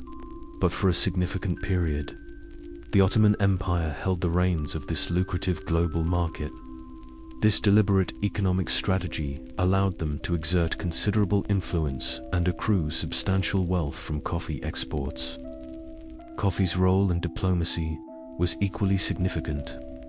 Offering coffee to visiting dignitaries and foreign ambassadors became an indispensable part of Ottoman court etiquette. It wasn't just a refreshment. It was a powerful gesture of welcome, a symbol of high regard, and an integral part of formal negotiations. Imagine a European ambassador, perhaps wary and cautious, being presented with an exquisite finjan of coffee, the steam gently rising, the aroma signaling a moment of pause and hospitality before serious discussions began. This act served to break the ice, create a sense of ease, and subtly underscore the sophistication and wealth of the Ottoman court. Historians still argue whether the elaborate coffee ceremonies during diplomatic meetings were purely performative, or if they genuinely facilitated more amicable and productive negotiations. It was likely a bit of both. The ritual itself imposed a calming atmosphere, encouraging deliberation rather than haste. The shared act of consuming coffee could create a subtle bond, a sense of shared humanity even between adversaries. It provided a neutral ground, a silent space for observation and strategic thought before words were exchanged. You can almost feel the tension in the room subtly dissipating as the rich aroma of coffee fills the air. A silent mediator in complex political dealings. Beyond the formal diplomatic stage, coffee fueled the vast Ottoman trade networks themselves. Merchants, traveling along the ancient Silk routes or across the Mediterranean, relied on coffee to stay alert during long journeys and grueling negotiations. The coffee handler in bustling trade cities like Aleppo, Damascus, and Cairo became informal. Exchanges where deals were struck, prices were set, and goods were evaluated, all over cups of stimulating coffee. The availability of coffee in these strategic locations facilitated commerce, creating a constant buzz of activity and exchange. The increasing demand for coffee in Europe, once the initial religious prohibitions there began to wane, further boosted the Ottoman Empire's trade power. Venice, with its strong ties to the East, was one of the first European cities to embrace coffee, becoming a major importer. From Venice, coffee spread rapidly to other European capitals, leading to the establishment of coffeehouses in places like London, Paris, and Vienna. This created a robust and highly profitable export market for the Ottomans, cementing coffee's status as a global commodity. The steady stream of silver and gold flowing into Ottoman coffers from this trade was a significant economic boon. The very infrastructure of trade adapted to accommodate coffee. Specialized caravanserais, resting stops for caravans, began to include dedicated coffee preparation areas, ensuring merchants could always find a refreshing cup. Shipping routes became more frequent, and methods of packaging and preservation improved to ensure the beans arrived in good condition after long sea voyages. The global demand for coffee, in a quiet but powerful way, shaped the very arteries of international commerce, extending the reach of Ottoman influence far beyond its political borders. Consider the meticulous accounting required to manage such a vast trade. Imagine scribes diligently recording quantities, origins, and destinations, their quills scratching softly on parchment, their minds sharpened by the very brew they were documenting. The sheer scale of the coffee trade involved thousands of individuals, from the growers in Yemen to the carriers on the seas to the merchants in the bustling markets, all contributing to this silent, global enterprise. This complex logistical network was a testament to the organizational prowess of the Ottoman state and its mercantile class. The influence of coffee also extended to the Ottoman navy, albeit indirectly. As a valuable trade commodity, coffee contributed significantly to the empire's wealth, which in turn funded its military and administrative apparatus. A strong navy was essential to protect the vital trade routes that brought coffee and other goods into the empire, and carried them out to eager European markets. So, in a roundabout way, the soothing cup of coffee you're imagining also had a quiet, profound connection to the might of the Ottoman fleet patrolling the seas. As you reflect on this intricate web of trade and diplomacy, the subtle power held within each small coffee bean becomes evident. It wasn't just a drink that brought individuals together. It was a commodity that connected continents, fueled economies, and subtly shaped political landscapes. The quiet clinking of finjans in a diplomatic reception, the murmur of merchants in a busy caravanserai. These seemingly tranquil scenes were, in fact, integral to the grand narrative of Ottoman power and influence. And as your mind gently drifts through these historical connections, you might find yourself slipping into a deeper state of relaxation, carried by the subtle currents of a history brewed in coffee. While we've explored the grand stages of coffee's influence in public life, from bustling coffeehouses to the quiet intensity of diplomatic meetings, it's crucial to remember that its journey began much more intimately.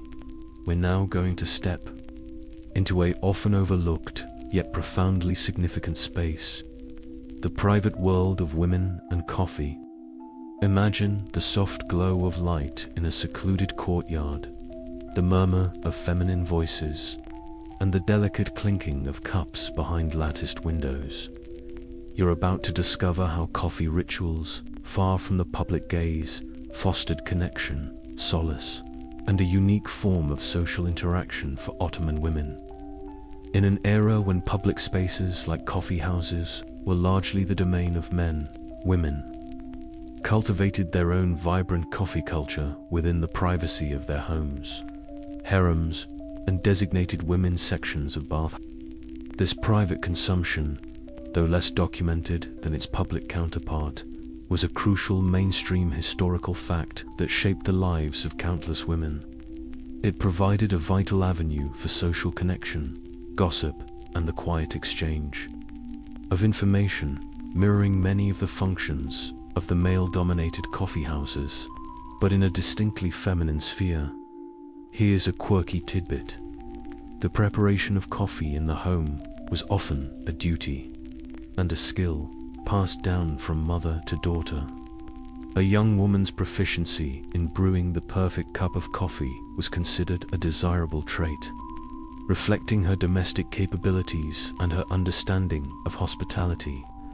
Imagine a young bride, carefully learning the nuances of roasting and grinding, her hands guided by an older, more experienced woman. The aroma of coffee filling the kitchen as a silent lesson in tradition. This domestic art form was a quiet source of pride and an essential part of daily life. Coffee gatherings among women were usually small and intimate, often involving close friends, female relatives, or neighbors. These weren't necessarily elaborate affairs, but rather informal get-togethers where women could relax, share stories, and simply be themselves away from the constraints of public life. You can almost hear the gentle laughter, the hushed confidences exchanged, the comforting rhythm of everyday conversation. For women, these coffee sessions were a rare opportunity for uninhibited social interaction, a vital outlet for expression and emotional support. Historians still argue whether the restriction of women from public coffeehouses was a form of patriarchal control, or if women themselves preferred the privacy and intimacy of home gatherings. It was likely a complex combination. While societal norms certainly played a role in limiting women's public movements, the domestic sphere offered its own unique freedoms and opportunities for female bonding. The home became a sanctuary, and the coffee ritual within it fostered a strong sense of community and solidarity among women.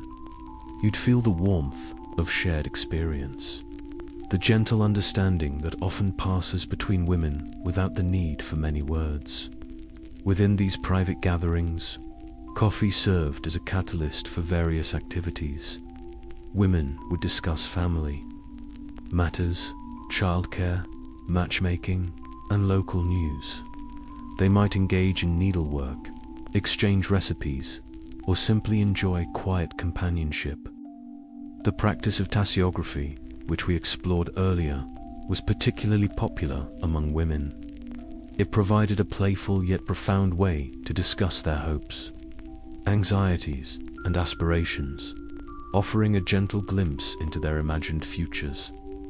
Imagine a group of women, their heads together, peering into an inverted finjan, their murmurs and soft exclamations creating a sense of shared wonder and amusement.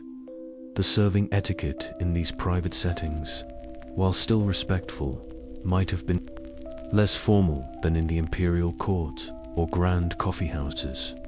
However, hospitality remained paramount. A guest would always be offered the freshest, most beautifully prepared coffee, served in the finest available finjan and zarf. The host would take pride in presenting a perfect cup, a silent gesture of her esteem for her guests.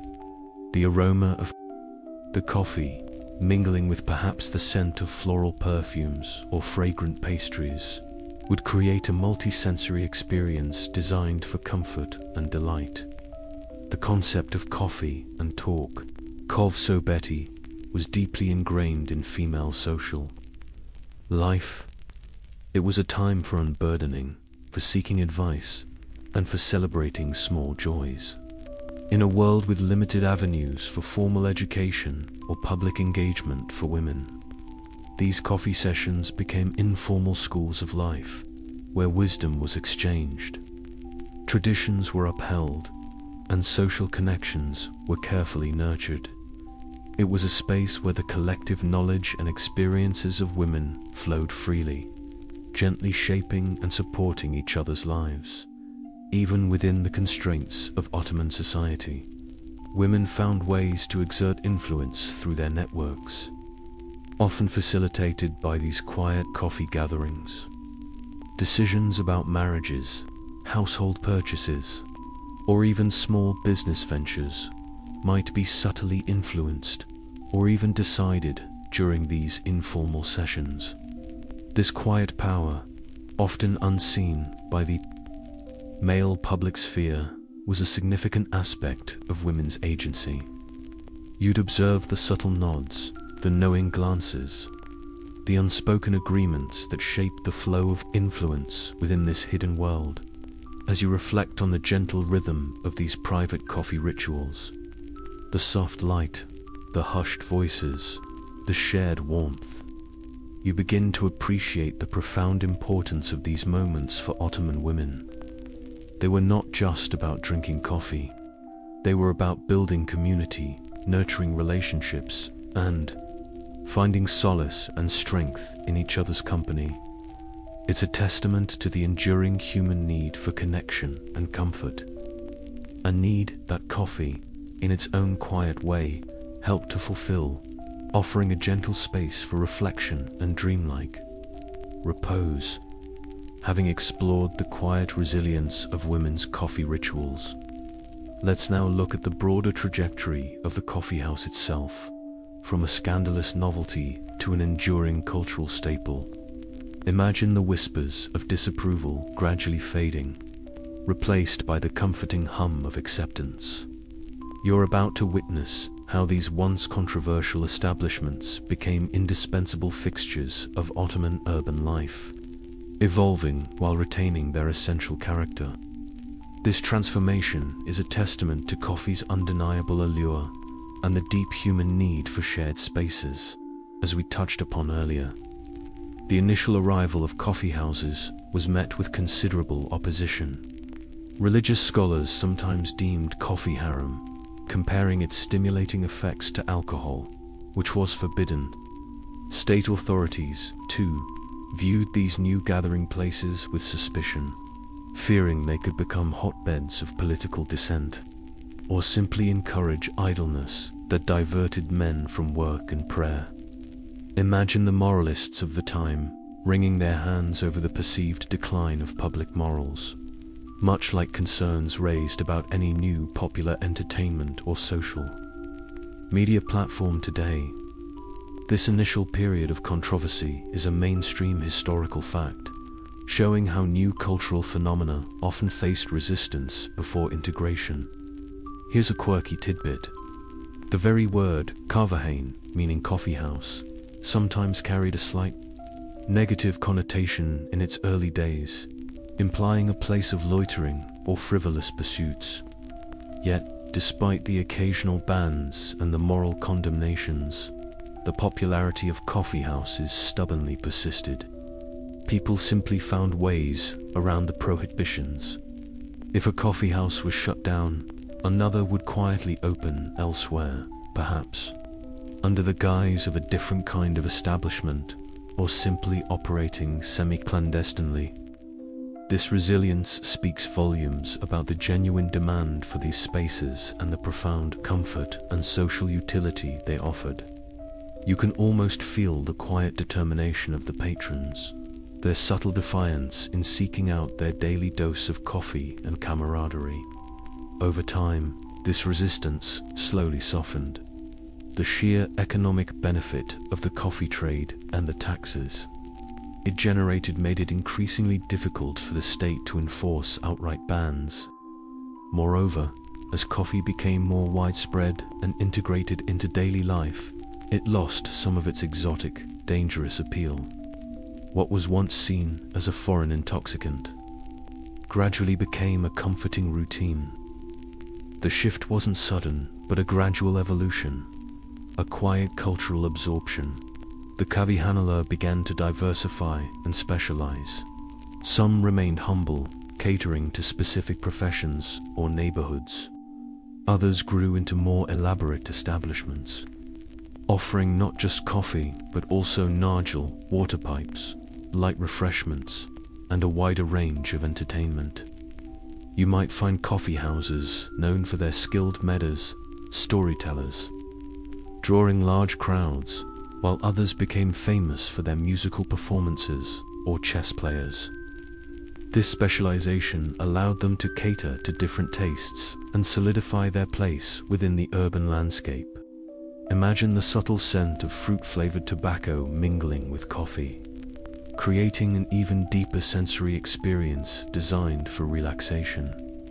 Historians still argue whether the eventual acceptance of coffeehouses was due to the authorities giving up on banning them, or if the institutions themselves adapted and became more respectable, thus disarming their critics.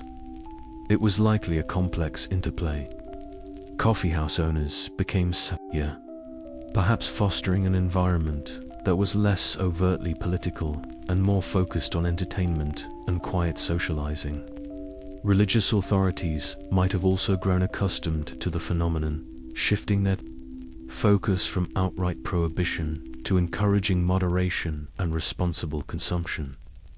This gradual normalization shows the dynamic nature of cultural integration. The coffeehouse, therefore, transitioned from a place of potential scandal to an indispensable part of Ottoman urban infrastructure. It became a neutral meeting ground, a place where people could escape the confines of home or work, where news was exchanged, and where leisure was quietly enjoyed. For many, it was an extension of their social world, a familiar comfort where they could always find a welcoming space and a stimulating cup. The very walls seemed to breathe with the accumulated stories and shared moments of generations of patrons. The presence of coffeehouses also profoundly influenced the rhythm of daily life. For many men, a visit to the coffeehouse became a regular part of their daily routine, a moment of respite and socialization woven into the fabric of their day. It provided a transition between work and home, a space for mental decompression. You'd see men leaving their shops or returning from the market, making a quick stop at their favorite coffeehane for a quiet interlude before returning to their domestic duties. This regular inclusion into the rhythm of life underscores its deep cultural embedding. Even the architecture and design of the later coffeehouses reflected this newfound acceptance. While still valuing intimacy, some became grander with more refined decor, intricate tilework, and lush gardens or courtyards. These elevated settings provided an even more soothing environment, blending natural elements with architectural beauty to create spaces of profound tranquility. Imagine the gentle splash of a fountain in a serene courtyard, the scent of jasmine carried on a soft breeze, all enhancing the quiet enjoyment of your coffee. The enduring legacy of the coffeehouse is clear in its continued presence in modern Turkish culture. While they may have adapted to contemporary life, the essence of the coffeehane as a place of quiet gathering, conversation, and coffee enjoyment remains. This long history, from controversial beginnings to beloved institutions, speaks to the inherent human desire for communal spaces that offer both stimulation and solace. It's a testament to coffee's quiet power to bring people together, fostering connection and providing a comforting backdrop for the gentle unfolding of daily life. As you reflect on this journey from scandal to staple, you might find yourself feeling a deep appreciation for the quiet persistence of culture, how new ideas, initially met with resistance, can eventually become woven so intricately into the fabric of society that they are simply taken for granted. The subtle sounds of life in a bustling yet tranquil coffeehane, the clinking of cups, the low murmur of voices, the gentle bubbling of a nargile, all these sensory details combine to create a deeply soothing symphony, gently lulling you towards a peaceful, historical reverie. As you settle deeper into the tranquil comfort of this historical journey, let's explore an intriguing aspect of coffee that, for centuries, intertwined with its social and cultural roles, the widespread beliefs about its medicinal properties and health benefits. Imagine the soft lamplight illuminating old medical texts, the quiet discussions among scholars and healers, all pondering the mysterious effects of this invigorating brew. You're about to discover how coffee, far from being just a pleasant drink, was once considered a potent remedy, a quirky yet profoundly held conviction in the Ottoman world in the early days of its adoption. Coffee was often consumed for its perceived therapeutic qualities. Before any scientific understanding of caffeine existed, people relied on observation and anecdotal evidence. They noticed that coffee seemed to alleviate fatigue, sharpen the mind, and even aid digestion. This led to its widespread use as a stimulant and a general tonic. This belief in coffee's medicinal efficacy, even if not always scientifically accurate by modern standards, was a mainstream historical fact that significantly contributed to its acceptance and popularity. Here's a quirky tidbit. Some early Ottoman physicians prescribed coffee for a remarkably wide range of ailments, from headaches and lethargy to digestive issues and even certain eye conditions. Imagine a patient complaining of a persistent headache, and their doctor sagely prescribing a strong, hot cup of coffee, brewed just so, perhaps with a pinch of ginger or cardamom. The very act of consuming a warm, aromatic beverage, combined with its stimulating effects, undoubtedly provided a sense of relief and well-being, even if the underlying physiological mechanisms weren't understood. These ancient prescriptions highlight a fascinating blend of traditional healing practices and the burgeoning popularity of a new substance. The invigorating effect of coffee was particularly valued. For scholars burning the midnight oil, for Sufi mystics engaged in long hours of devotion, or for merchants needing to stay alert during arduous journeys, coffee was seen as a divine gift, a substance that defied sleep and enhanced concentration. This is why it gained such early traction among religious communities and those engaged in intense intellectual pursuits. You can almost feel the quiet clarity of mind that a well-brewed cup could provide, a gentle sharpening of focus that allowed for deeper contemplation or more productive work. Historians still argue whether the perceived medicinal benefits of coffee were genuinely due to its botanical properties, caffeine's stimulating effect, for example, or largely psychosomatic, a result of cultural belief and the ritual of consumption. It was likely a complex interplay. While caffeine certainly has physiological effects, the power of expectation and the soothing ritual of preparing and drinking coffee would have contributed significantly to the feeling of well-being. The placebo effect, as we understand it today, was undoubtedly at play, making people feel better simply because they believed the coffee would make them better, beyond its stimulating properties. Coffee was also believed to have digestive benefits. It was often consumed after meals, particularly heavy ones, with the idea that it aided in breaking down food and preventing stomach discomfort.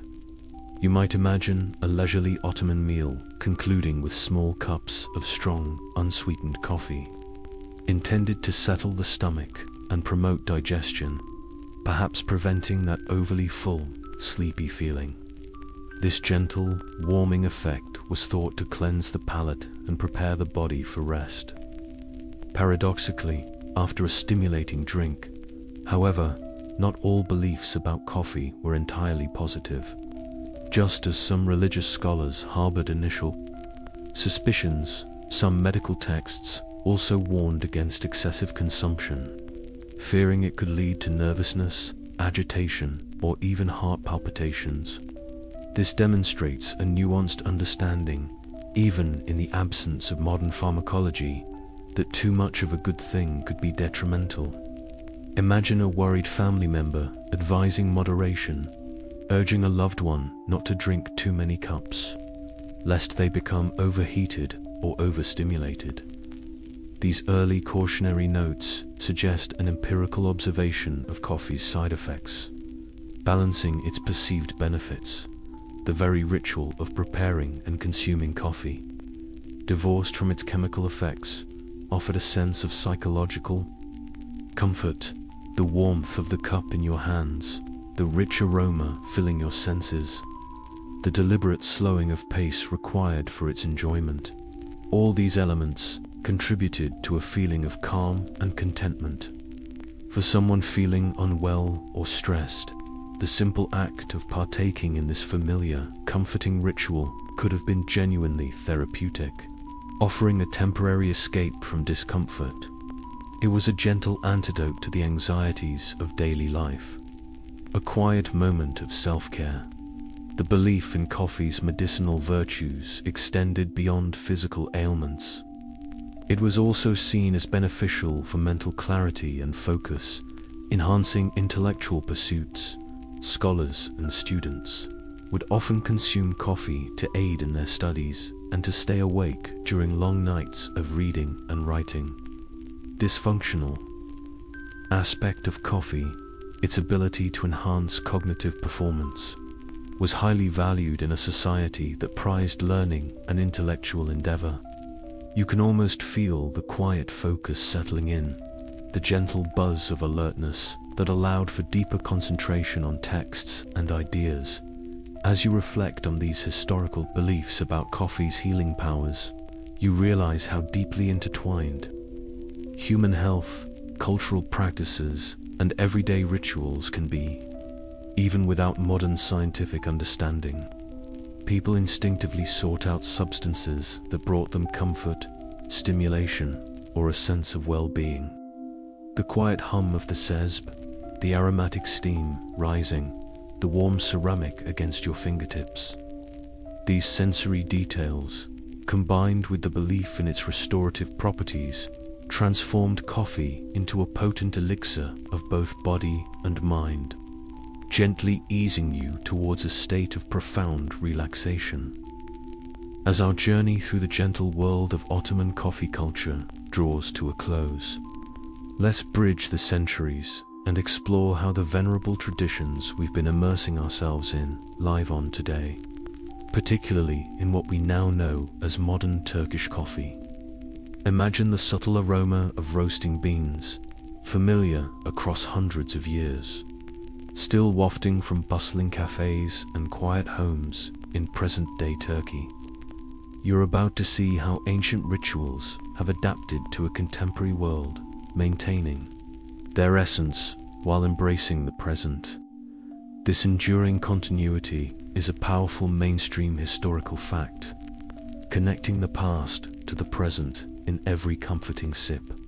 While the Ottoman Empire has long passed into history, its rich coffee heritage continues to thrive, most notably in Turkish coffee. This isn't just a nostalgic nod, it's a living tradition, recognized even by UNESCO, which inscribed Turkish coffee culture and tradition on its representative list of the intangible cultural heritage of humanity in 2013. This official recognition underscores its profound cultural significance and the dedication to preserving its authentic practices. When you order a Turkish coffee today, you are partaking in a direct lineage of the Ottoman coffee experience we've been exploring. Here's a quirky tidbit. Despite the global proliferation of instant coffee, espresso machines, and drip brewers, the traditional method of preparing Turkish coffee has largely remained unchanged for centuries.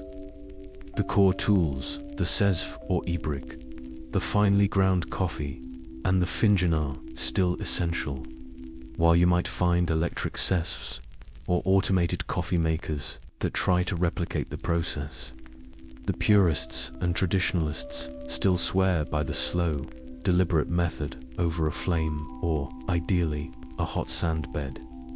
Imagine the subtle satisfaction of watching the foam rise, a timeless moment connecting you directly to Ottoman kavaches of old. This unwavering adherence to traditional preparation speaks volumes about the deep reverence for the ritual itself, not just the end product. The art of preparing Turkish coffee remains a cornerstone of hospitality in Turkish homes. just as in Ottoman times, offering a guest Turkish coffee is a fundamental gesture of welcome and respect. The host will still inquire about your preferred sweetness sod, no sugar, azikali little sugar, or tazikali medium sugar, or very sweet, ensuring the coffee is tailored precisely to your taste. This personalized approach to serving coffee, making the guest's comfort paramount, is a direct echo of Ottoman etiquette. You'd feel the warmth of genuine hospitality, a silent assurance that you are valued and cared for. Modern Turkish coffee retains the characteristic fine grind, allowing the coffee to be brewed directly in the water and creating that beloved thick foam kpk. This foam is still highly prized, seen as a sign of a well-made coffee. The coffee is still served in small, handleless cups, often beautifully decorated, sometimes resting in traditional cezves, particularly on special occasions.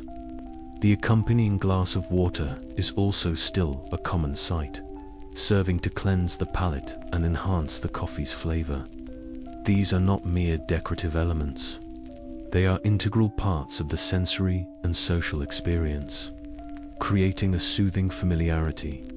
Historians still argue whether the remarkable persistence of Turkish coffee culture is due to its intrinsic quality and unique flavor, or if it's primarily a matter of national identity and cultural preservation. It's likely a powerful blend of both. The distinct taste and aromatic profile of Turkish coffee are undeniable, offering a sensory experience unlike any other. But beyond that, it embodies a deep connection to history, tradition, and a sense of shared heritage. For many, drinking Turkish coffee is an act of cultural affirmation, a quiet celebration of their roots. You can almost feel the gentle pull of tradition, the comforting weight of history in your hand as you hold the warm finjan. Coffeehouses, while having evolved, continue to be significant social spaces in Turkey.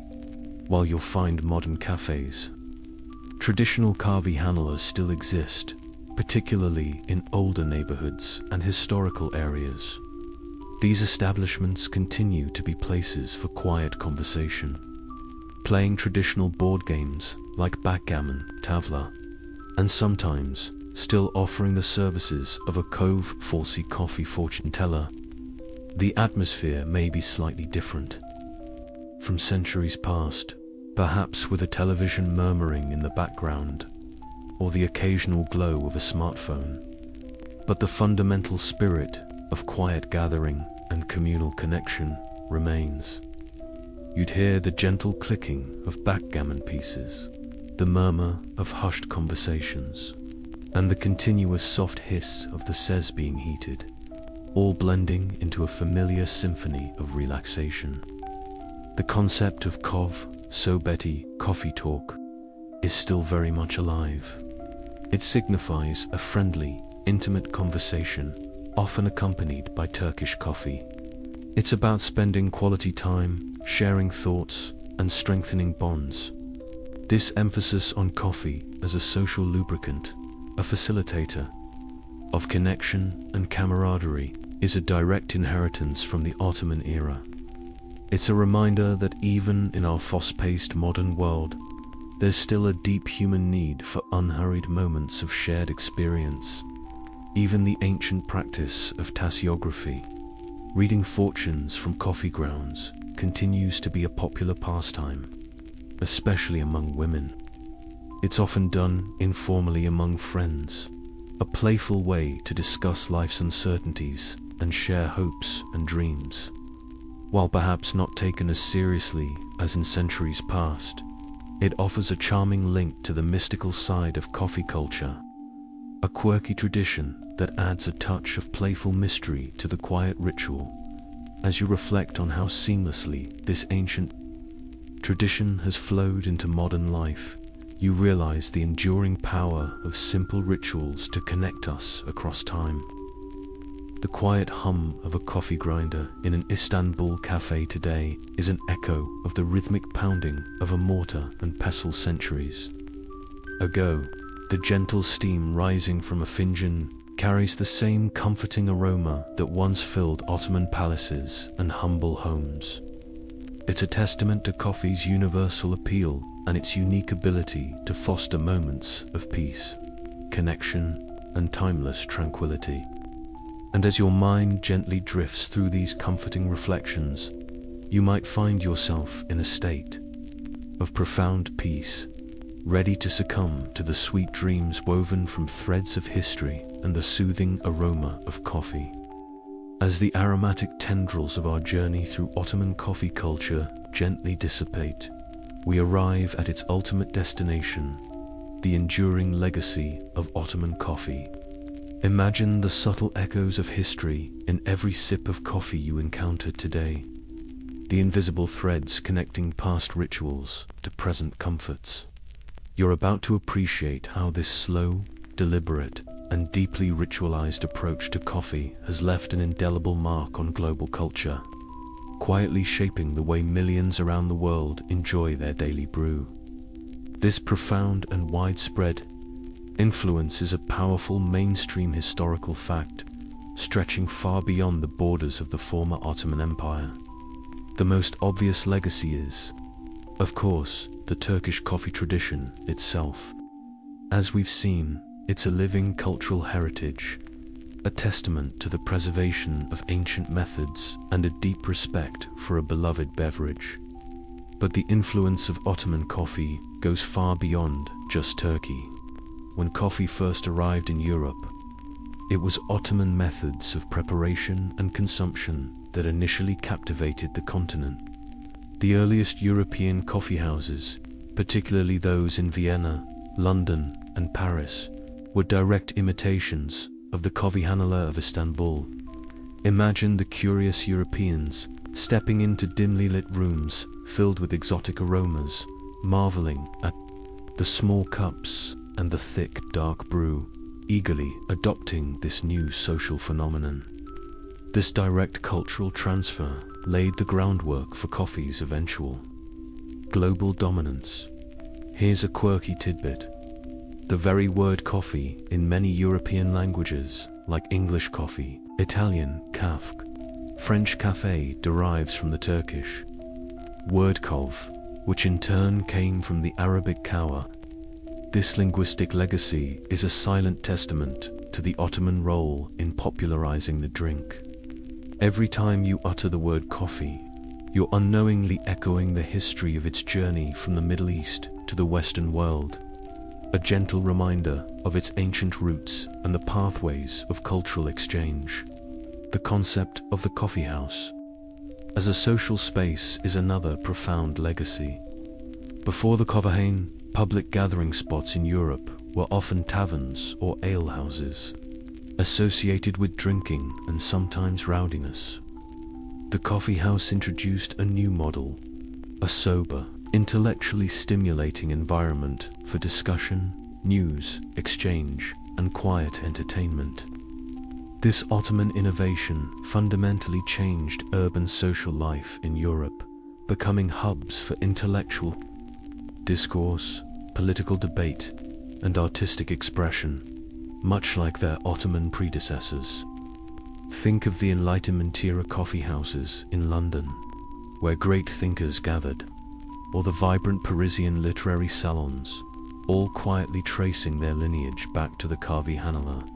Historians still argue whether the coffeehane's influence on European coffeehouses was purely direct emulation, or if European societies adapted the concept to fit their own unique social and political contexts. It was undoubtedly a dynamic process of both adoption and adaptation. While the core idea of a dedicated coffee-drinking social space was borrowed, the specific functions and clientele evolved differently in various European cities. Nevertheless, the fundamental concept of coffee as a facilitator of public life and intellectual exchange was undeniably an Ottoman gift to the world. Even the ritualistic aspect of coffee consumption has echoes in modern life. While few places outside of Turkey maintain the full, intricate ceremony of Ottoman coffee preparation, the idea that coffee is more than just a drink, that it's a moment, a ritual, a pause in the day, persists. Think of the meticulous routines of some modern coffee connoisseurs, or the deliberate slowing down people experience when savoring a high-quality cup. This appreciation for the process, the focus on the sensory experience, gently mirrors the Ottoman emphasis on careful preparation and mindful consumption. The Ottoman emphasis on hospitality through coffee also continues to resonate. The act of offering a guest coffee as a gesture of welcome and respect remains a deeply ingrained custom in many cultures around the world, particularly those with historical ties to the Ottoman Empire or the broader Middle East. It's a silent, universal language of warmth and generosity, a continuation of that quiet act of kindness that transcended linguistic barriers centuries ago. You'd feel the comforting familiarity of this gesture, whether in a bustling marketplace or a quiet home, a timeless symbol of human connection. Moreover, the fine art of tasseography or coffee fortune telling, while perhaps less pervasive, globally remains a charming and intriguing curiosity. It speaks to a universal human desire for insight, for a glimpse into the unknown, and for moments of shared wonder. Its presence in various forms in different cultures, even if only as a playful diversion, subtly nods to its Ottoman origins and its enduring psychological appeal. As we bring this journey to a gentle close, remember the countless individuals whose lives were touched by this humble bean: the Ethiopian herders, the Yemeni Sufis, the Ottoman kavachis, the bustling merchants, the contemplative scholars, and the women sharing quiet moments in their homes. Each played a part in weaving the rich tapestry of Ottoman coffee culture, a tapestry that continues to unfold across the globe today. The quiet hum of conversation, the gentle clinking of cups, the pervasive, comforting aroma of coffee.